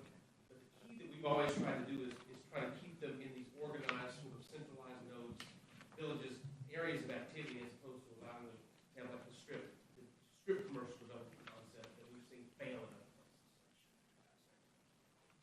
Mr. Chair, I just got one more question for Hang on a second. Ms. Donald, did you get? Yes, I'm finished. Okay, all right. Dr. Dickerson? parking. Can you address, is there one parking space per dwelling? The homes have driveways, and I'm not sure what the county's, I think the county requires like a 25, on this it would be a one space per dwelling, but Let's rephrase the question. So what's your smallest dwelling? well, there's no, the smallest lot is 13,000 square feet. All right. Typically, what size home? Is it a garden home or something, or a single family? Oh, single family. Okay. And so Yeah, it's going to have the a, house may be on, you may have, like, I'm just saying, a 2,000 square foot house is going to have a double car garage on it. so it's just going to be a residential house. Residential house with a driveway, so you'll have a garage, and then you'll have a driveway as well. So each house will have a garage Oh, yes, ma'am. Yes, ma'am. and two spaces, Two garage is that spaces. correct? Well, I mean, it's hard to, I mean, it's a house with a garage and a driveway. I mean, I It's don't, a single-family detached house on a, I'm not sure how you quantify how much parking there is, yeah, so. I don't know. Well, the reason I'm asking the question is because typically in, our guests raised that issue about there may be 200 cars, 230 cars, so if you're thinking a two-car family, where are those people going to park? Yeah, the house will have a two-car garage, and then you have a driveway as well. in addition. They'll park on their property. I mean, that's, Yeah. does that answer your question? In the yard or on your? Oh, no. On their property, where, I mean, On the driveway. yeah. On the driveway. So that, Okay, yeah, so they'll have what, a two-car garage, they can put both cars in there, and they can maybe park an and they additional can vehicle. have a guest You're right. to visit. Okay. Okay. All right. Any other questions from the commissioners? All right. Can I have a motion on this rezoning case Z22-0069? Mr. Chairman, I'd like to make a motion. Before I do, I'd like to be able to justify my motion is that this case was brought before the Planning and Zoning Commission and the Jefferson County Commission back in September. Zoning from A1 to RR, which was denied, and now it's come forth from A1 to R7. The reduction has only been 11 lots, which is not really significant. What is significant, and we hear it all the time, the main concern of everybody is the water runoff and traffic. I mean, and there are some justifications to most of it. But in this case, I think it is extreme because there is existing traffic congestion at this point. There are a lack of alternative routes of travel in case there is an accident or an emergency situation up there. And I believe this will impact the property values of that area around there. And the character of this area from a rural community to one that is more suburban and congested is also a major concern. Regardless of traffic study, I'm not familiar with the area. I think most of us are, and that is a congested area. I think Fletcher Road is probably about this wide. Most of y'all know it is. And anyway, with those items I've listed, I'd like to make a motion of denial for case Z22-0069, which I think is in the best interest of the community. I second. All right, I have a motion and a second, and we're going to call the roll. And a vote of yes or aye is in favor of denial, and no or nay is not in favor of denial.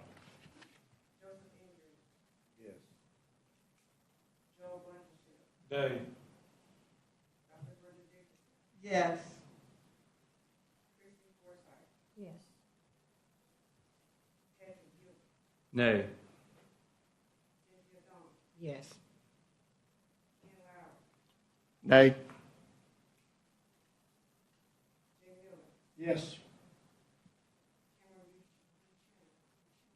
No. Yes.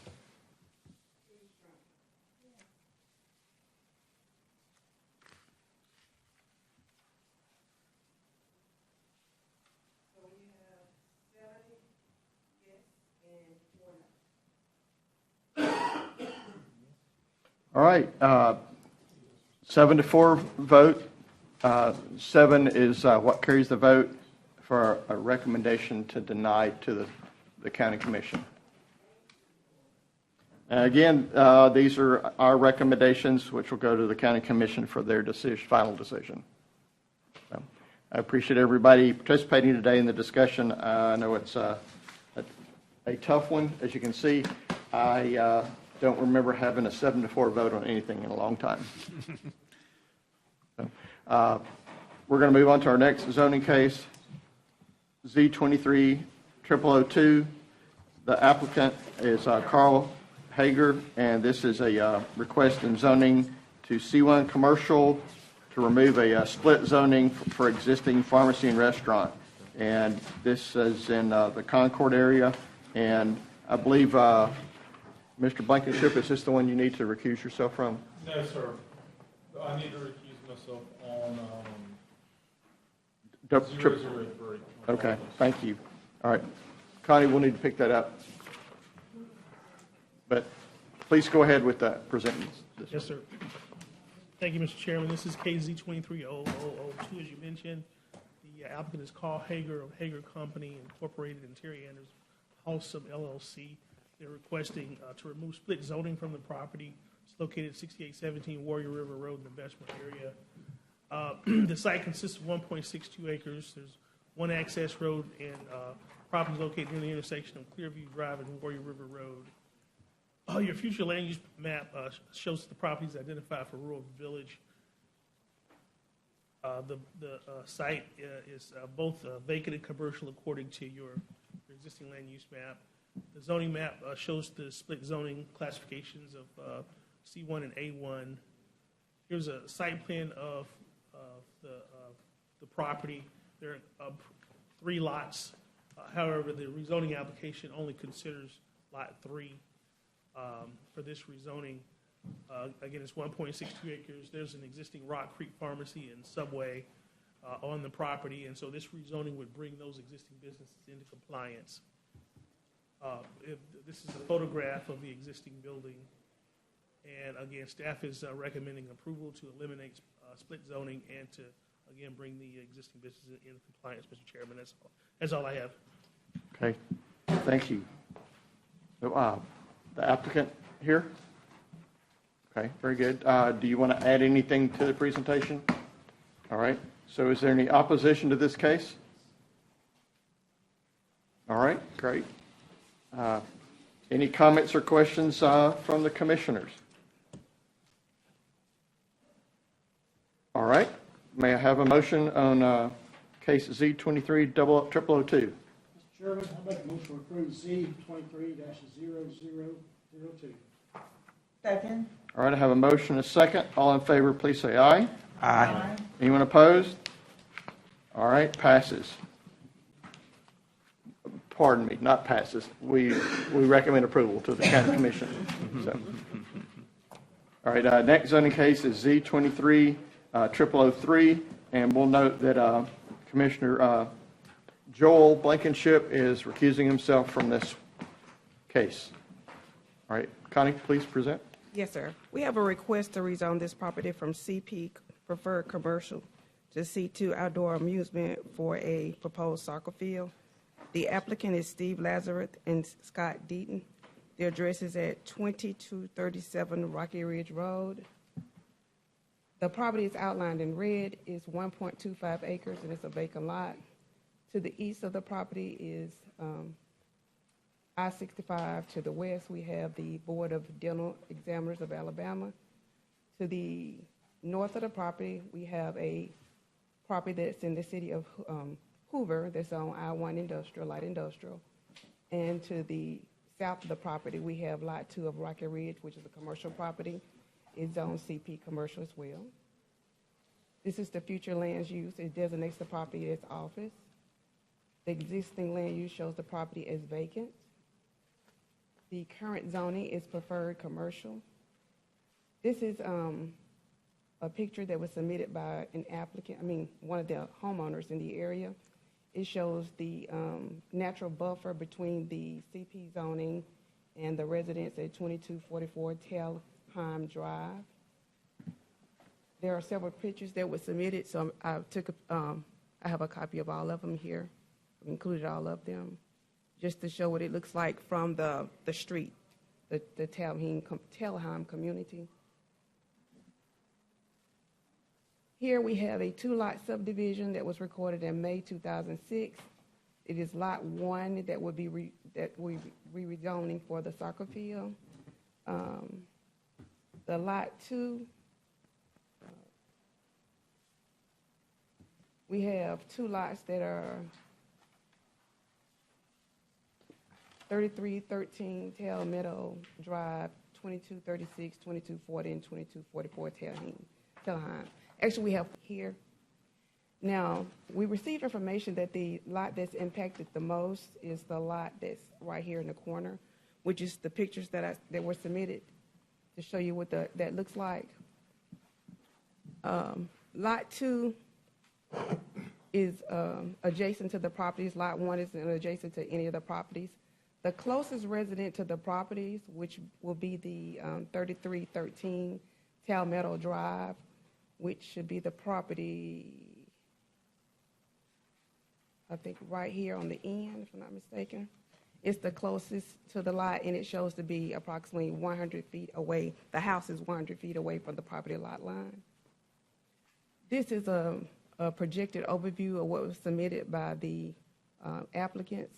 It shows the synthetic turf soccer field, shows 14 parking spaces, the fencing and netting around the field. They have 2 lots, poles with LED lighting, and the landscape to help with I-65 North.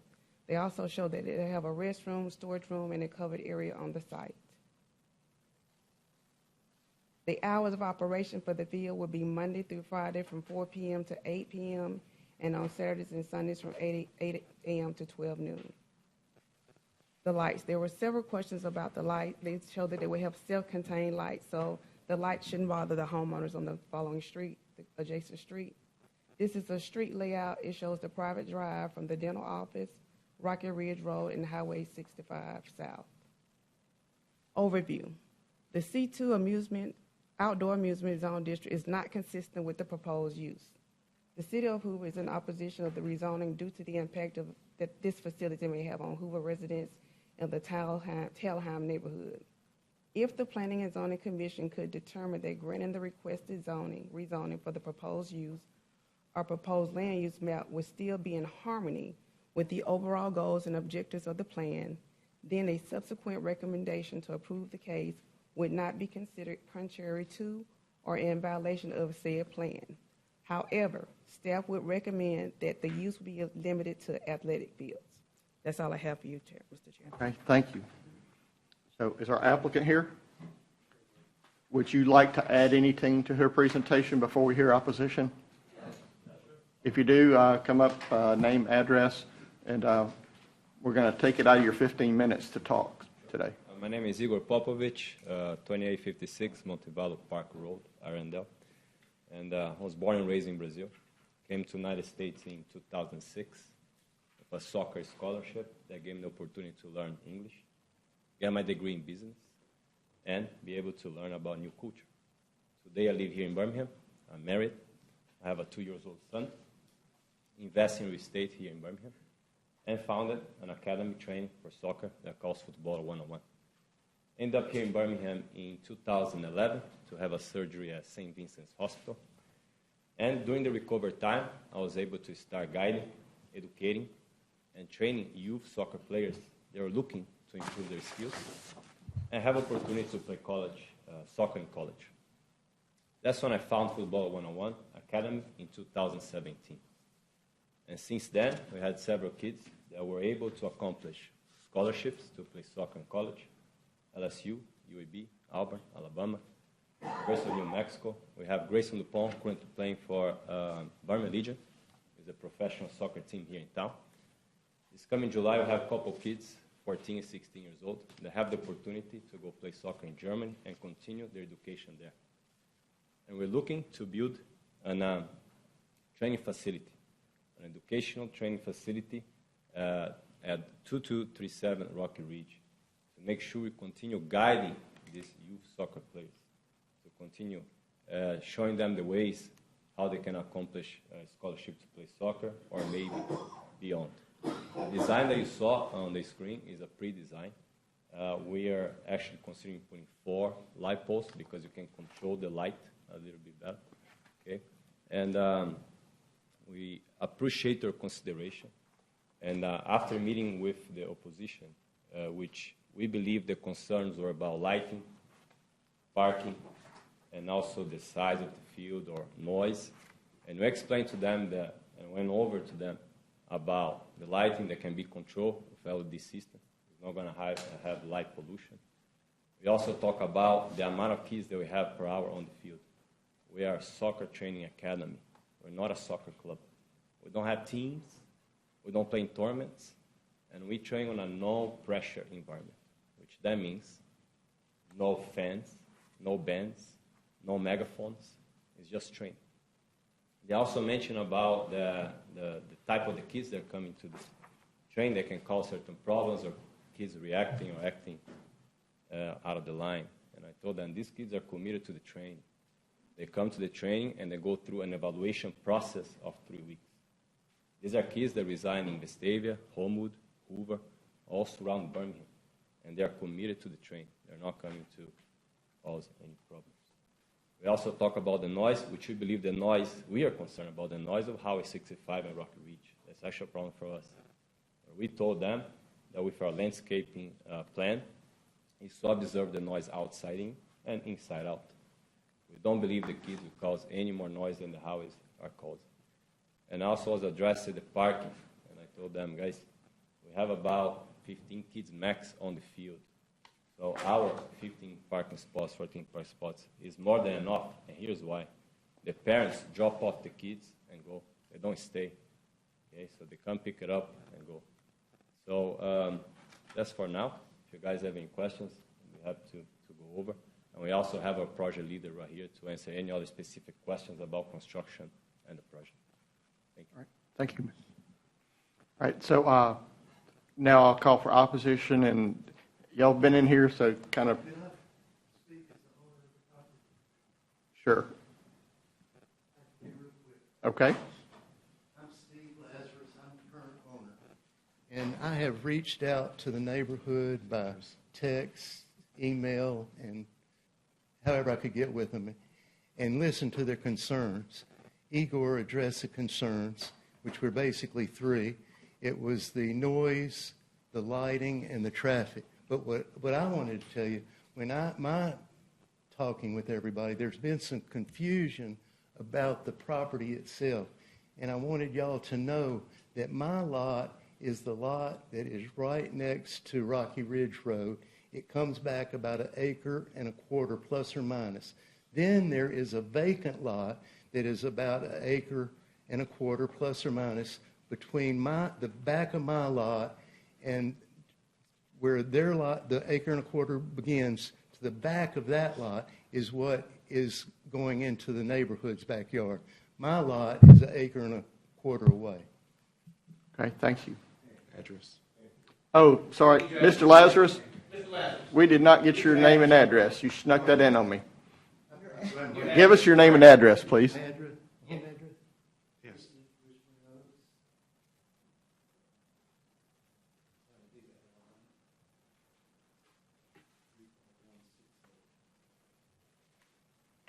Okay, now we'll go for opposition. So whoever wants to go first, let's keep it to the point so we can address your questions. And Michael Ottman, 2236 Tallheim Drive.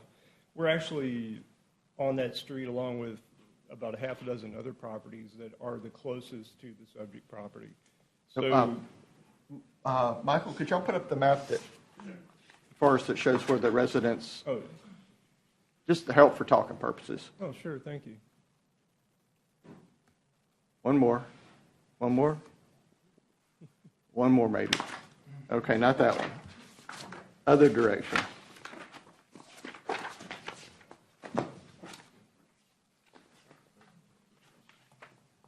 Oh, well. That'll work. Sure, and so, as you can see on Tallham Drive, which is our street, and Tall Meadow Drive, those are the closest properties to the subject property. And as an example, I hear about, the land between us is a buffer, and to some extent that's true, but if you look at how they're shaped, it's a very small one, it's a very shallow one. In fact, my line is 70 feet from the subject property. My neighbor's is even closer. So I would also add that while there's a slight elevation drop between us and those two properties, it doesn't really act as a buffer per se for us. To add to that, there's a power line right away, a low voltage power line that Alabama Power keeps cleaned out between us and those two properties. So there's very little between us and them, or whatever is potentially there. And depending on time of year, it may be a complete line of sight. So we've gotten some leaves on the trees that helps. But, long story short, there isn't as much isolation as it even looks like in the photos. So we're understandably, in this side of the neighborhood in particular, and really all over our neighborhood, concerned about its impact on, the normal stuff, the quiet enjoyment of our property, future value of our property. Everybody wants to preserve their investment. And we're an old neighborhood. I mean, we bought into it a couple of years back, but we have a lot of original owners, a lot of retirees, some young families as well, who are, taking these houses built primarily in the 1960s and keeping the place nice, keeping a good part of Hoover. So on very little notice, it was pretty easy to garner 77 signatures, which I think you guys have on record, on our petition. The last time this came up, which was last month, in just a few days, which was our notice for this affair. So pretty easy to get people on board, and for obvious reasons. We are close. It is a resale concern, and also the planned use. We did have concerns about light pollution, noise pollution. I think we've talked through some of those issues with the prospective owners, but we have no guarantees. I guess that's where the insecurity of the neighbors comes into play, where we're more worried about what comes with an upzoning, which it seems that upzoning begets upzoning very often, actually beyond the current planned use. So, I guess what we're looking at is we would really like for you to oppose this or to deny this request because we feel the current zoning, the CP zoning, allows plenty of quiet use of the property. And it's in keeping with the surrounding properties as well.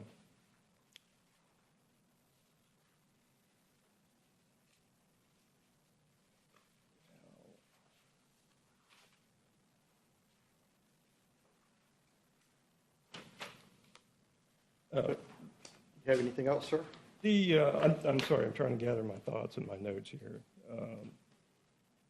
So I think with that, I'll hand it to the next opposition. But we're a close-knit community. We just want our properties to hold their value.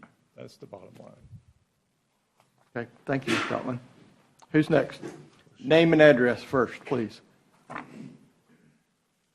Mac Martin, city planner for Hoover, Alabama, 100 Municipal Lane, Hoover, Alabama. Thank you, commissioners, for taking the time this evening to hear the city of Hoover's concerns. I'm here representing the city administration, and the city administration wishes to voice opposition to the rezoning request for several reasons. We do share some of the same concerns that the residents do about the alteration of the zoning of this tract, going from basically an office district, which I believe, as staff shared, is in keeping with the comprehensive plan for Jefferson County for this property, for it to remain office in nature. Concerns about some of the impacts that the potential user would have. But again, as the previous speaker mentioned, just because there is an operator that may come in good faith and follow through on their desired operations on the site, whether that use continues or not, you still have the zoning district in place of C2. A number of uses are permitted in the C2 outdoor amusement district, which cause concern. It could have very adverse impacts, we believe, on the neighborhood to the south. And so, again, representing the city administration, opposition, share concerns that the residents have shared, along with the comprehensive plan for the county calling for continued office use. Concerns about potential future uses should this particular use quit the property, and you have others that may join in that are permitted by right in this C2 district that are concerning. Mr. Martin, before you step down, Yes, sir. I have a question for you. So you made a point about the use, the proposed use and future uses. Would you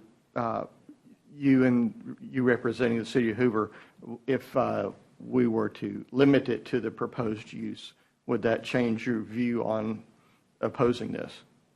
Well, I think we still have some concerns about the impacts of the proposed use without there being real proof of concept yet. Can you give me some examples, just a couple? Well, I know we have in the proposal directional lighting, which I believe in the packet there has been some reference to City of Hoover facilities. And yes, even though there is directional lighting, there is still some impact that that has on surrounding properties. It's not a fine line between this particular site and the property next door where the light just stops. So how did the city of Hoover decide to put something like that in and have an impact on residents? We typically keep these facilities further away from residences, or they are already established within established neighborhoods. Okay, and we have the ability to control that too if we were to consider this. So, and as far as, if I may, limitations placed on the use, would it be strictly practice facility within the hours of operation, or with limiting it to athletic fields? Does that open the door for other uses of the athletic fields that may not exist within the parameters that the current proposed use does? Most likely, if we were to discuss this, and we're not right now, but it would be something like stated use, and we would have conditions for things like lighting, noise, hours of operation, and they have concepts in here we need to see more than concepts. So that Yes, sort of sir. thing. I think if there is any modification, I've been authorized to speak on what is before us today and the city's position on what is being proposed today. If there are modifications that this commission would like to see, and there are modifications to the application, we'd be glad to review those and perhaps modify our position. But right now, our administration stands in opposition. Okay, well, it'd been nice if they were here so we could work it out. But, Thank you, sir. okay, thank you. Who's next? Sure, please come up, name, address, and tell us what you got. I'm Allison Altman, 2236 Tallheim Drive, the other half of Michael Altman. We live in a house that's 2236, right below the pointy part, right there. And our neighbors, some of them have come with us that live across behind. I did want to just clarify a couple of things. One is, we're really not confused about where that lot is. We know where the lot is and the lot behind it, and you can see it pretty clearly there. Next door to that is the dental examiner's office. It is a very nice-looking, almost home-looking brick building. They've been there. We've been there several years. They were there several years before we were. We have a good relationship with them, and that we really don't hear anything out of them. They maintain their property. It's state-owned. They do a great job there. So we have no qualms with the commercial preferred property that is currently right there in that little nook to the left of the property that we're talking about. To the back, as far as a buffer zone goes, yes, we do have an incline, but this is something that came up. We met as the neighborhood last night with the owner for the first time last evening. One of the things that came up is 2244, owned by the Sharp family, is actually there's some property line disputes. They had, when they bought their home, 3 different surveys, and no one can agree exactly where the property line is. And where those photos were that Connie showed were actually from Lillian's house, one of those surveys shows a property line that actually comes up into the carport. Thank you. That comes up into her carport and part of her fence. I know that sounds crazy. It's hard to believe. It's very confusing.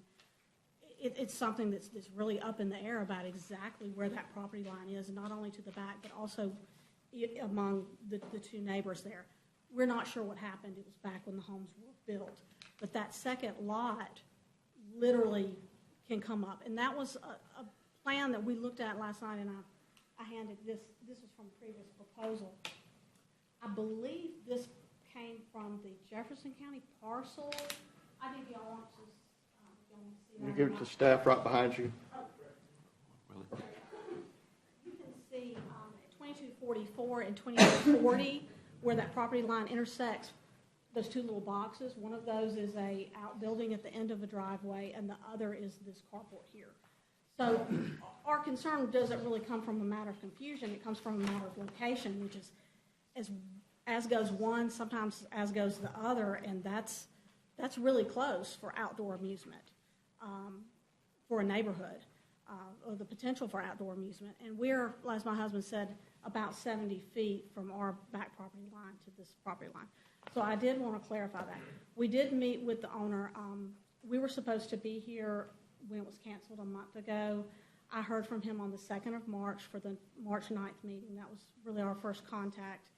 And then we met, then we met last night.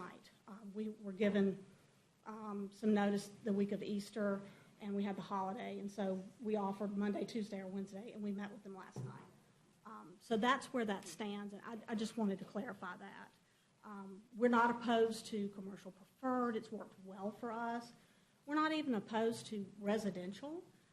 Some people may be critical about the interstate being right there, but we live next to the interstate, and if you look, there's a lot of people living next to the interstate now. So we are flexible. We're not against anything, anytime, anywhere, ever. We just want to protect our property value and the spirit of our neighborhood. So that's it. All right, thanks. Anyone else wish to speak? We've got about 2 minutes. Name and address first, of course. Jeff Osborne, 2240 Callahan Drive.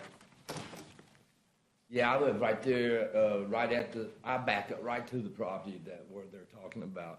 And when you walk out the back door, you overlook all of this. And it's a steady incline, down to the road. And if they ever build that field, every time you walk out that door, you're going to be sitting there watching, the football, soccer. It's going to be like 7 days a week overlooking this all the time. And it's going to be, the property value, it's going to decrease. I just can't see looking at that all the time. So I just wanted to say that. Okay. Thank you, Mr. Oliver. Okay, so that's our 15 minutes. Is it Mr. Popovich? Is that right? Okay. Would you like to come up and address some of their questions? And if you're bringing new people, would you give us have them name and address? It's James Matthews with Game Day. We're the design consultant and lead professional here on the project. And Mr. Popovich has given you his explanation of what the... So I apologize. You didn't give us your address. His address would be 1509 U.S. Highway 11, Trussville. Okay. And so in regards to the facility, I'm here just to answer y'all's questions in regards to some of the comments that have made in regards to your noise, your sound, orientation of it, how it will affect the adjacent properties and the traffic of that nature. First point of reference I'd just like to make to address a few things is there is a petition for 75 people here that are opposition to it, but I don't see any date on anything provided in regards to when they were in opposition to it. I know that our client has actually asked many times to sell this property and has been denied in previous occasions in regarding to a few different opportunities to move his commercial property. And so I'm just concerned that these 75 signatures, what date and what reference was this in a previous thing for the intended use or not? So that was presented. That's my first question for that. And secondly, in regards to the property, I would just like to go over our client as well.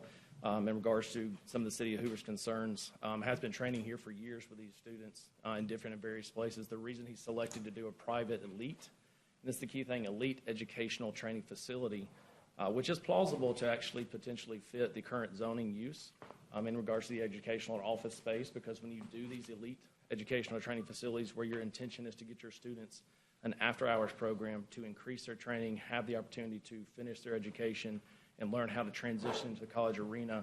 I would be interested to know if there is an option for that to occur with the intended use of the property the way it is now. But with that, he has sought and had opportunities to train in other locations, but constantly gets put in a place to where he is having to rearrange his schedule because cities or entities that he could train at and has constantly trump his schedule, which makes him, in regards to having a business that needs to be ran efficiently, very problematic.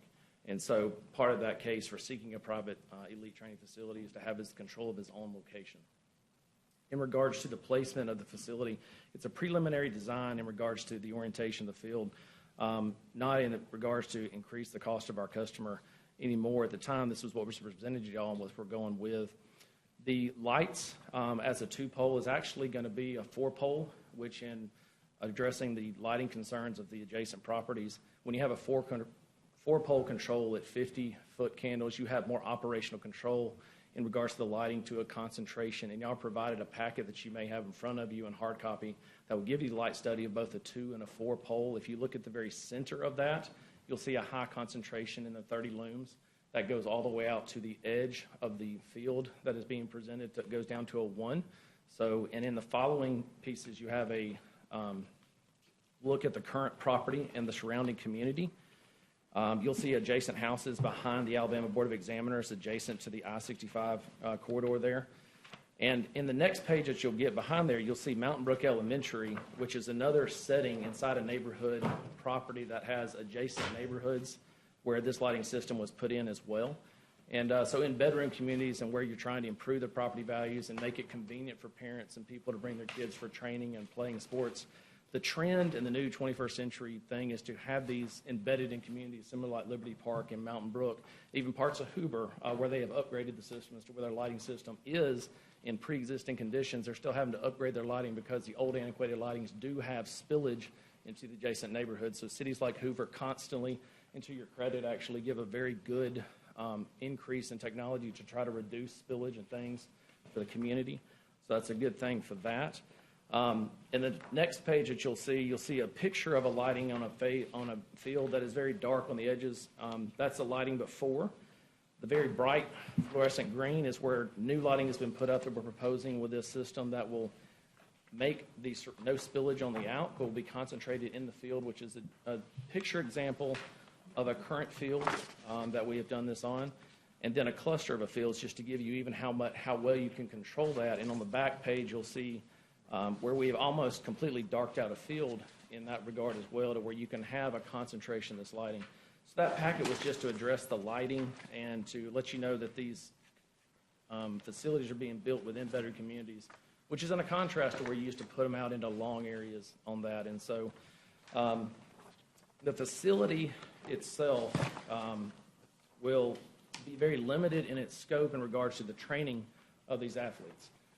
When you have a few coaches, you don't get the ability to run massive camps like you'll see these camps go throughout the summer. The time frame that you have students that actually have time to get back home and have to get ready for school the next day, so you can't be running into wee hours in the morning on that well. So there's going to be a lot of control elements to this.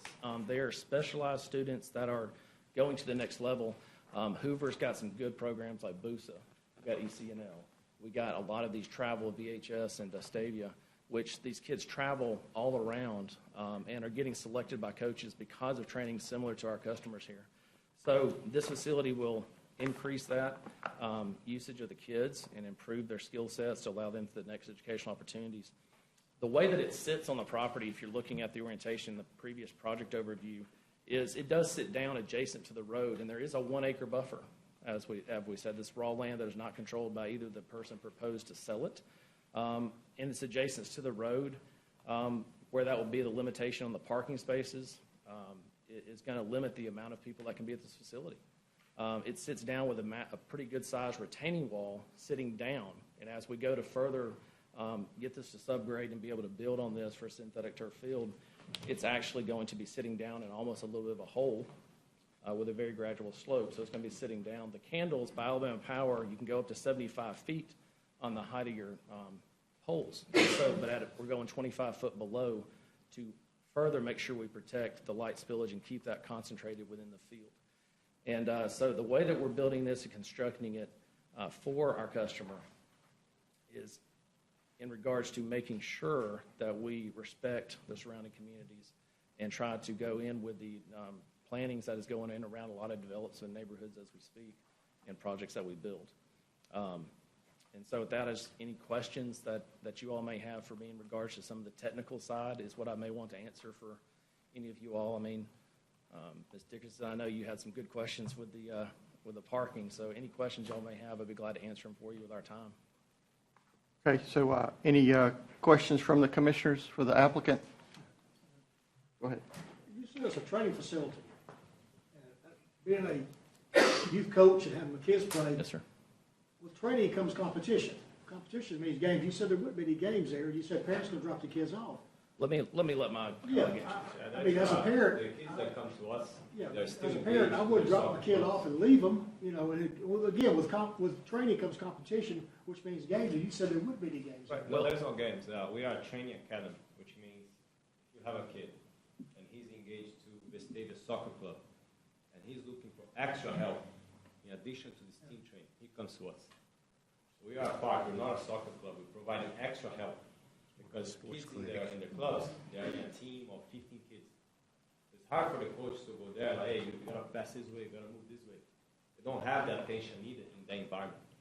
So our academy provides private, semi-private, and a small group training, which means one coach, one player.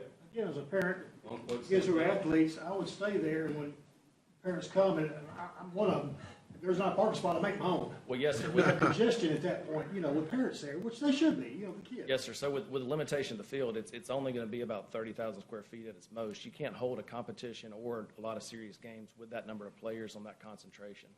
And so when you're doing with your training with your kids, and my daughter does this quite frequently. You'll have 1, 2, 3, and 4, and yeah, the parents will stay, but you only got about 14 parking spots. And so again, it does limit the amount of people you can have for Igor to actually train his kids. And so, yeah, if your parents stay, of course, that's one less parking spot that you have for the next one. So you have to look at your schedule of training your children and line them up on a daily basis. And again, you have to understand when you're training these kids, they're leaving soccer practice, they're leaving that, and they're also having to go back to school the next day. So you've got to get done to where the kids get a good night's rest for the next day. Except during the summertime, school's out. Our training is 1 hour. It's 1 hour per session because they're coming for extra help. So once they come to, it's a program. Summertime, your schedule will be extended. Well, no. That's good.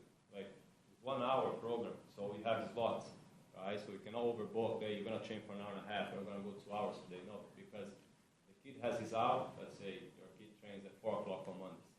That's the time. Assume Mondays at 4 o'clock, we're done at 5. Next kid comes. So we don't overstand the kids. Again, there's so long, there's so much longer we can go. The kids aren't going to book a session at 10 o'clock at night. Yeah, but the key thing is this is a training facility, not a competition or gaming facility where you'll be renting this out for that type of work. And again, when you're building these fields, one of the intrigue working with Igor in regards is you're designing facility to enhance what they're not getting at their clubs or not getting on team sports. Okay, anything else, Mr. Miller? Any other commissioners have any questions or comments? I've got a question, Mr. Chairman. It may not be valid or not. Why an outdoor facility and not look at an indoor facility at this place? This space indoor facility, I think, would be very challenging for the construction to start. And we don't want to deal with indoor facility because HVAC, the cost goes up. We need just a turf field. Weather problems like the rain all day today, we cannot go to the rest field. But a turf field, yes. Indoor facility will provide ice. Really cold, we cannot train outside, but that'll be the only reason why we can't, because the weather in Alabama, besides rain, you don't get any cold weather, so we can't see the session. In regards to the additional use, let's say if my client was not there in the future, which I think is one of the concerns the neighborhoods that opposed. Okay, with that being said, on the next use, there is some limitations to this property where you can't build certain things here, based on the topography of it and the civil that you have to do to put a facility. So even if you go to the amusement thing, if that is necessary, there's not much more you can do with this property that would probably affect the surrounding neighborhoods. To just address that. Okay. Any other questions? All right. Thank you, gentlemen. We're going to close the public hearing, and I'm going to ask for a motion. Chairman, I'd like to make a motion. Or the others don't think changing the zoning from a CP to a C2 is beneficial to anybody. If there was a commercial business going there, the lighting, I think, is one of the things we talked about. They would be directional lighting, such as a store or another office building, which would be limited as far as operation hours. But putting this athletic facility in the neighborhood or change it from a commercial day, I don't think it's beneficial to anybody. I think there's probably another location or that could be found that would benefit everybody. With that being said, my motion is to deny Z23-0003. Okay. We have a motion. Do I have a second? All right, I have a second. All in favor of denial, say aye. Anyone opposed, say nay. Nay. So we'll call the roll. I should have done that anyway. Wait, can you tell us? Okay, so this is denial. So if you say yay, you're in favor of denial. Okay. Nay or no, you reject denial. Yes. I've recused on this matter, so abstain. No.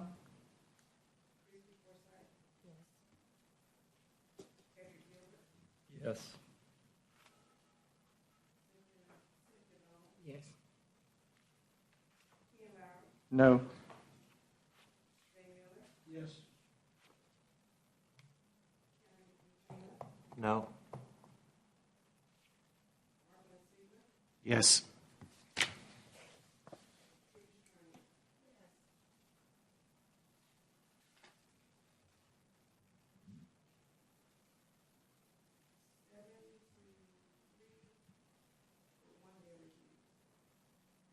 All right, so the motion, or our recommendation to the county commission is denial on a vote of 7-3 with one recusal. Okay, I apologize. Would you?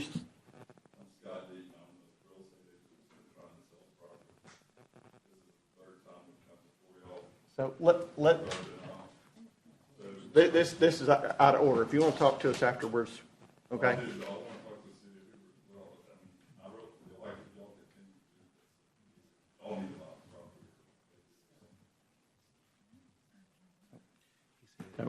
All right, so, Michael, I have a point of discussion for proceeding. So it's been a long day, and we have a good bit left. Do we push through and do it? This is a long meeting for everybody, I know already. You know, I've been here since 11:30, and we're done discussing the case, okay, in the forum. I'm asking a point of business for the day for the rest of the cases. So is there a stop? I mean, this is unprecedented for me to go. Do we go to 5 o'clock, or do we finish?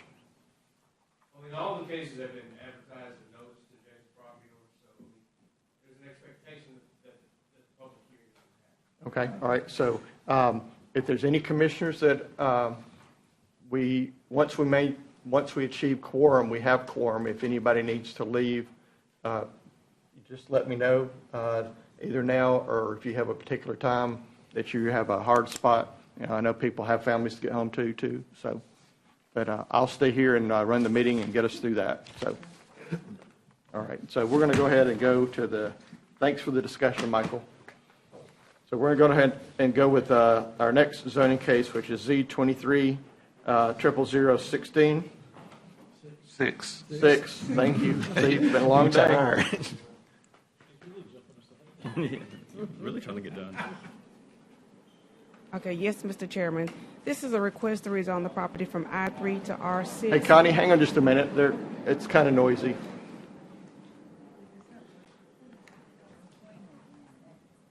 That's them moving the chairs and stuff like that out there. Moving stuff out there. Okay, thanks. Go ahead. Mr. Chairman, this is a request to rezone the property from I-3 to R6 for residential use to include a modular home. The applicant is Joycelyn Burgeon. The property address is 500 6th Avenue and 414 2nd Street. This is an area of the proposed rezone of the property. Here we have the future land use, which is blank. There's no land use designation for this property. The existing land use, there are two lots. The smaller lot in the gold shows that the existing land use is medium density residential, and the larger parcel is land use is vacant. The current zoning is I-3 industrial. This is photos of the property, the street view.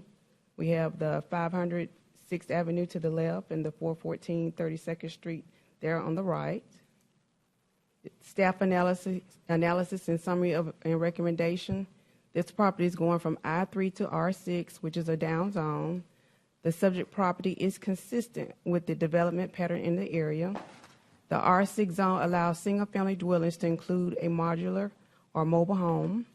A concurrent subdivision case to realign the property lines will follow soon. Currently, there's not a land use plan designation for this area. However, the applicant request for the zoning amendment to rezone to R6 zone is in harmony with the general area. And, Mr. Chairman, we recommend rezoning. Approval. Thank you.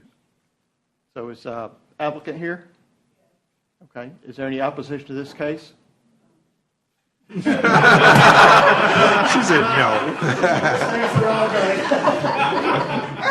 She said no. So that's a new one. I've not had that one before. So that might get me through the rest of this hearing. Thank you. So All right, so let me get back focused. So any questions from any of the commissioners? All right, may I have a motion? Mr. Chairman, I make a motion to approve Z23-0006. Second? All right, motion is second. All in favor of recommending approval, say aye. Aye. Anyone opposed? All right. You're welcome. So just a reminder that this has to go before the county commission for final approval. Okay. Next zoning case, Z23-0007. And I'm just present the case. Yes, sir. I'll give you the abbreviated version. This is one of three cases. Mr. Chairman, as you mentioned, this is case Z2307. The applicant's requesting rezoning from I-3 to A1 to allow a cattle farm. The address is 7530, Forest Wood Drive in the Dora area. The site consists of 28.27 acres. There's one access off of Forest Wood Drive. This property is located at the intersection or near the intersection of River Road and Forest Wood Drive. Future land use plan shows that this property is consistent with the rural village designation. Property is presently vacant and undeveloped, and the applicant wants to use this property as pasture land for his cattle, essentially. The current zoning of the property is industrial. This is the applicant's site plan here, which shows you the access. There's also an electrical easement that runs through the center of the property. Staff is recommending approval, Mr. Chairman. Again, the subject property is consistent with the long-range land use plan. The A1 zone district allows farm animals.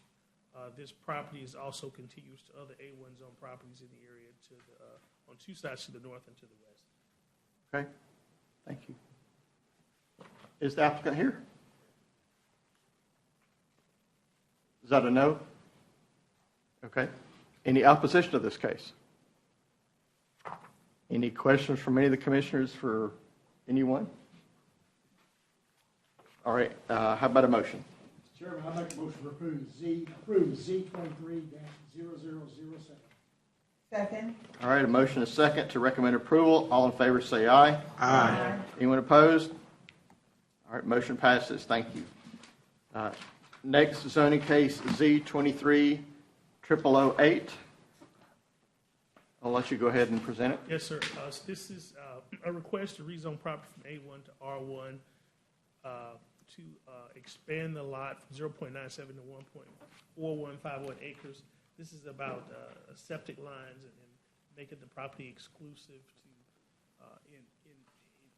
entail all of the property owner's septic lines, so that the waste is not going onto someone else's property, if you will. This site is located at 7863 Willow Drive in the Morris, Alabama area. So the primary lot where the residence is located is here, if you're looking at my pointer, and then the expansion lots are to the south of that lot, the primary lot. Staff is recommending approval. Okay, thank you. Applicant here? Welcome. Thanks for hanging out with us so long. Any opposition to this case?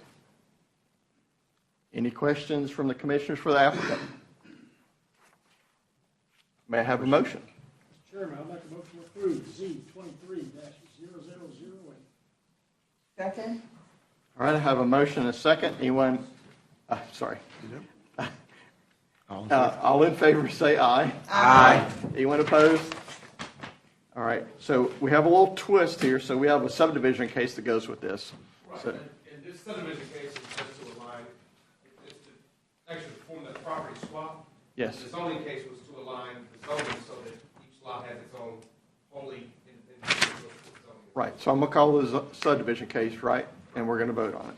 Okay, so subdivision case S23-0017, present away. Staff is recommending approval, Mr. Thank you. Chairman. Awesome. In the All right. absence of our subdivision coordinator, that's as most, All right, as so- much as I want to say. I'm guessing the applicant for the subdivision case is still here, all right? And I'm guessing there's no opposition, but if there is, speak up now.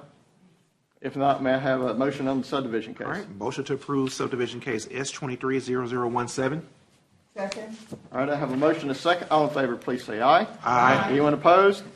Motion carries. All right, next zoning case, Z23009. Yes, sir. Finally, we're at the end here. This is case Z2309, as you mentioned.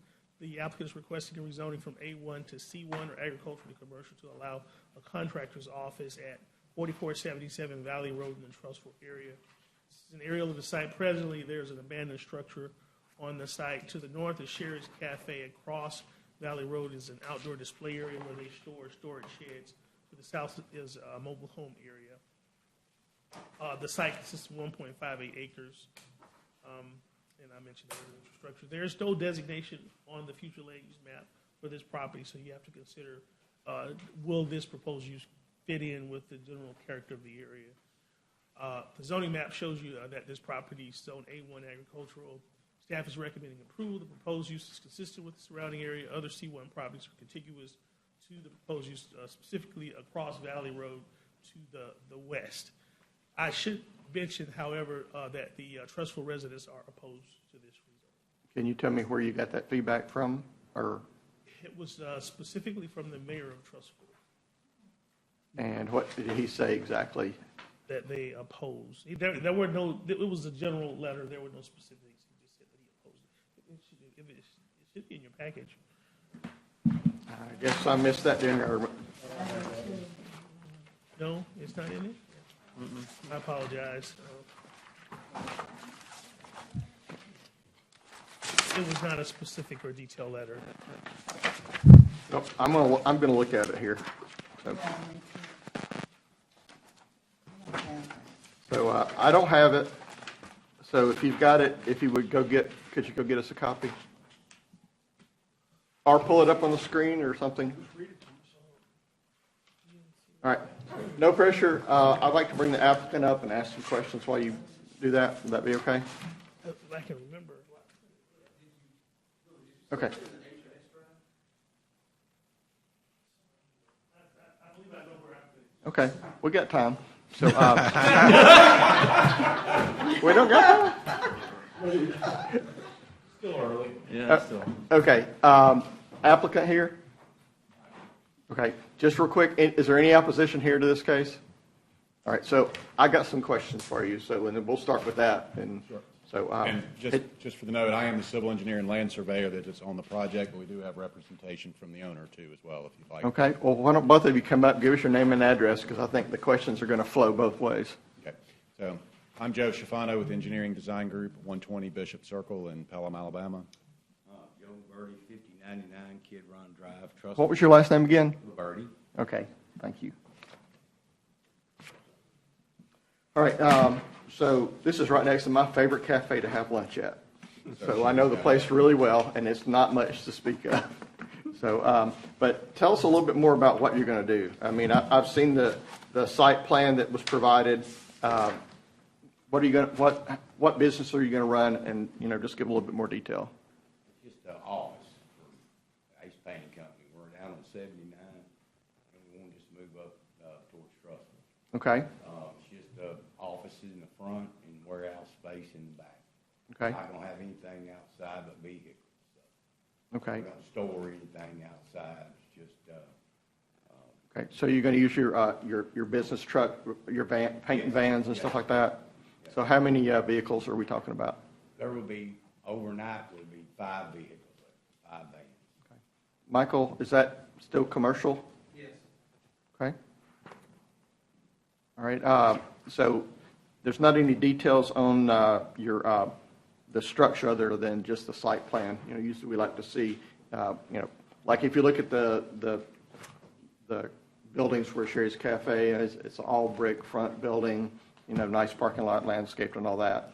And Ours are going to be Butler building, but brick front on the front, metal, but a brick front. Okay. It's going to look way better than H&H across the street. Yeah, well, it's been a long time, and I wasn't on here when they built that one, so. I mean, it's going to be a nice building. Okay. It's going to be long ways, so you're only going to really see the front of it. So, I mean, we'll landscape and all that, so we want it to be nice. Okay. Well, do you have any drawings of it yet? No, sir. We're just waiting to get on all our approvals. and stuff. Okay. All right. Well, would you be opposed to bringing back your final drawings for our approval once you get them set up if we recommend approval for this? Okay.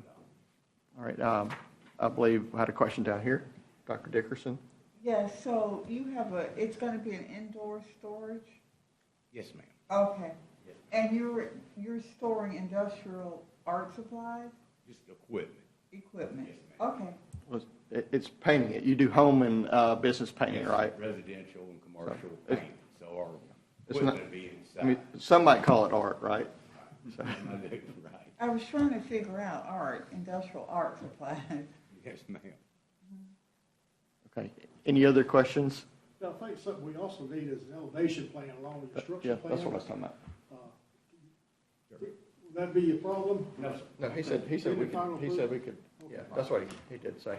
All right, so one point of discussion, it would seem that the city of Trussville has exercised their right to say they don't want this there. So, and we have to consider that in our approval. Although I don't have any evidence other than Willie's discussion about that. Mike, you have anything to offer on this? I don't know exactly what the city's position was. But again, there's commercial development across the street, there's commercial development to the north. I believe the commercial development across the street is in the county, the commercial to the north is in the city of Trussville. So I mean, I don't know that. That's my alarm. That's what that is. That's my Thank you, alarm. Willie, for taking that down. We managed to fill the time. Call, that's an alarm. Tell me I'm supposed to go somewhere else.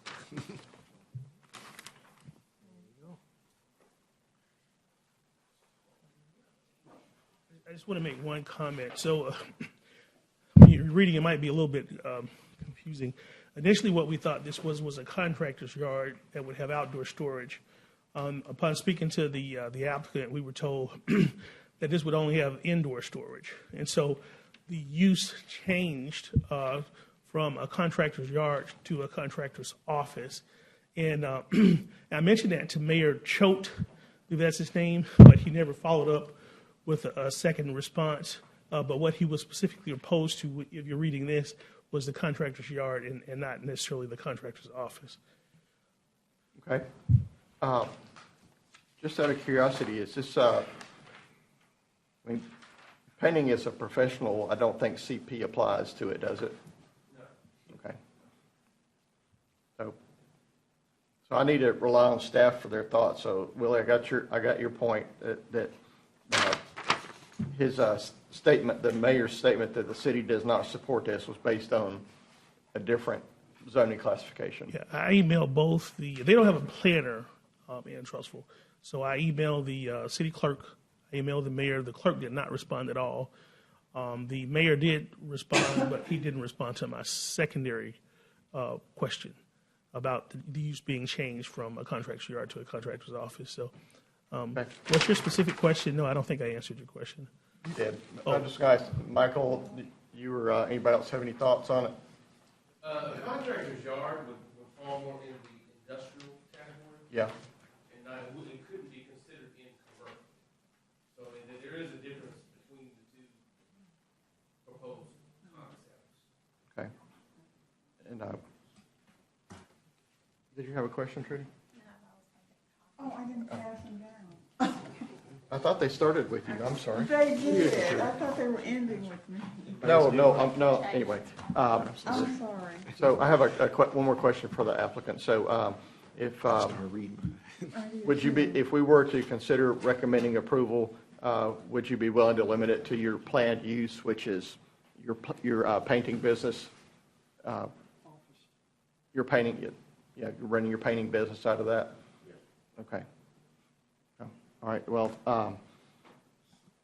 there's no opposition here, so I'll try to hurry this up. So any more discussion, questions? So, my last discussion is it would be nice if the mayor was here to represent himself to talk about this. The message that we have from him is, I don't know, hard to decipher. And we are a recommended body, so I would feel comfortable recommending, and then he could clear it up at the county commission level if he still opposes it. So that's my thought. So I'll ask for a motion. Chairman, I'd like to make a motion with a couple of exceptions. One, that he must submit an elevation and structure plan prior to final approval, and that the site be limited to your office and not in outside storage. With that, I'll make a recommendation. We approve. We have a modification maybe from, That secondary was not necessary, that's not allowed in C1 anyway. Okay, we'll withdraw that then. Just the two. no, I believe we were talking about it would, that it would be limited to the specified use in the application. Okay. A business. If I get, No, the specified use is just contractor job, or the contractor's office. okay. So if it goes from contractor's office to some other form of office, they've got to come back before you can count it. Okay. Yeah. Is that something that you want to do? I do. But you don't want me to, so tell me why. Talk to me. Well, again, we got to get out of this complete total micromanagement of what happens on properties. I mean, if a C1 use is appropriate, which is what we're deciding today, I realize that our C1 capabilities are wide open. But unlike the previous case, you have a lot of serious or a lot of things that could be in total conflict with what could happen. C1, you've got commercial to the north, you've got unbridled commercial on the opposite side of the street. And I'm trying to avoid unbridled, okay, so. Right, so, well, I mean, and I understand that, but again, people are gonna look at just the basic red zoning on the map. And then when they see they've gotta come through this other process to do something, Well, this is my neighborhood and where I live, and I'd rather see it come back than. Right, again, but we also run the risk of being arbitrary and capricious if we don't do this on every commercial case. Well, I'd really rather do that, but. Well, again, and it's going down a dangerous path for that. So are bingo halls. All Well, right. again, bingo halls are illegal as is anyway. I relent. Go ahead with your motion. I reiterate my motion to approve Z 23-0009 pending the submission of an elevation and structure plans. Second. All right, I have a motion, a second. All in favor, please say aye. Aye. Anyone opposed? All right, motion carries. All right, we have Two more. two more to go that are not zoning cases. One's a special use permit request, and we'll hear that one first. It's case number 23-0002M-sign. Connie? Yes, Mr. Chairman. This property is this is a special use request for a property located at 3430 Morgan Road. The applicant is Dina Ragsdale, and the owner is Holden Energy. The current zoning is designated as commercial. The area, this is a convenience store at the intersection of Morgan Road, Old Gap Road, and South Shades Crest Road. The below image depicts the proposed electronic message center sign. And I didn't say, let me go back. I didn't say the purpose of the special use. The purpose of the special use is a digital price display on a monument sign. Anytime we have that, we have to come before planning and zoning for approval. The below image depicts the proposed electronic message center sign. This shows the elevation of the sign. Here shows the site plan where the sign will be placed there on Morgan Road. And these are the actual pictures that were submitted showing where the sign will be placed. This is from viewing from the west. Here is viewing from the east. The proposed monument sign exceeds the maximum height of 6 feet, but was approved up to 15 feet by variance. Per Roads and Transportation, the proposed sign location is approved as illustrated in the site plan. However, if the sign or a portion of it shall be located outside of the existing roadway right-of-way, or as shown in the pictures, the sign will be an encroachment and the owner will be required to relocate the sign at their expense. Other than the need for a special use permit for the electronic message center sign, the sign currently meets all the zoning requirements and can be permitted by right. Mr. Chairman, staff recommends approval. Thank you. I have a question for you. So I'm reading this right here. So I was looking at the drawing, and it says it's a 6-foot tall sign, but there you said it's... Right. Normally, they're only allowed 6 feet for a monument sign, but they had a variance that was approved up to 15 feet. Okay, but the drawing in here says it's 6 feet, so they're going to build a 15-foot sign now? No, they're not. But they did ask for a variance, but they don't exceed the 15 feet, so they're still good. I think if it gets to be 15 feet, it's not a monument anymore. Okay, all right. Any opposition to this case? There was no opposition that I Okay. received letters. Is the applicant here? Okay, would you come up, give us your name, address? I got a couple of questions. And I know it's late, but I got to ask them. I'm in it to win it here. So. Scott Ragsdale, 110 Chula Vista Drive, Hill City, Alabama. Okay, thank you. So, is this the actual dimensions of your sign that you're going to build? Okay, so got to be a lot of materials to make it 15 feet high, too. Yeah, it's not going to be 15. It's 6 foot overall height. I think that's what it shows. Yeah, the drawing says looks like 10 by 6. Yeah, 6 foot overall height. So Yep. the sign actually is roughly 4.5 foot tall. Yep. Plus the brick. Foundation, yep. Okay. All right, that sounds good. And tell me about the LED part. Is it, do you have a setting for it for like daylight and night? It does. Okay. Nothing's scrolling, it's just the price changes. Yep. Good. Well, let's hope it don't scroll with the price changing. Probably will. Okay, that's all I had. Any comments or questions from the commission? All right, motion. Mr. Chairman, I make a motion to approve 230002M as submitted. Second. All right, I have a motion and a second. All in favor, please say aye. Aye. Anyone opposed, say no. All right, motion passes. All right, last one. Site and architectural rendering approval. That is correct. This is a condition that was placed on the zoning case that was approved last year. This is out on Old Springville Road. You may remember this request. On the site plan, you see that they've got access up of Mildredan Drive, which I believe is what was preferred by traffic engineering. They have access down there to a gravel parking lot that will connect to a commercial apron.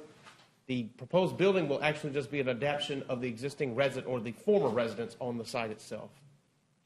And as you can see, most of the commercial businesses leading up to this, coming from the south towards the north to this intersection, have a residential character or are indeed themselves converted residences as well. Okay, thank you. Any opposition to this case? Applicants? Thanks for staying for the long haul. So any discussions or questions from the commissioners? So, for the applicants, my compliments. Good job on the drawings. Appreciate it. No problem. I just don't want to abuse my other commissioners. They might turn on me, not show up next month, or get me in the parking lot. So don't get any ideas. Okay, I'll accept a motion. Mr. Chairman, I make a motion to approve Z22-0047 as submitted. Second. All right, motion is second. All in favor, say aye. Aye. Anyone opposed? All right, motion passes. So I have one last item of business that I was going to do at the pre-meeting, but I didn't get to. I promise it'll be quick. So last month we got canceled because we didn't have enough quorum. Some steps have been made to increase our membership and get quorum here. This is the biggest attendance we've had in a while, so thank you for that. It's the longest meeting I think I've ever been to in my life. Sorry about that. Sorry. And but the thing about meeting quorum is important because this was a catch-up meeting. We did 2 months' worth of work in one meeting because we didn't have 8 people here for our meeting last month. So I would encourage everybody to make every effort to attend. And if you can't, it's understandable, but make sure we know about it so we don't have to have such a big docket next time. Thank y'all and have a good evening instead of a good afternoon. We're adjourned.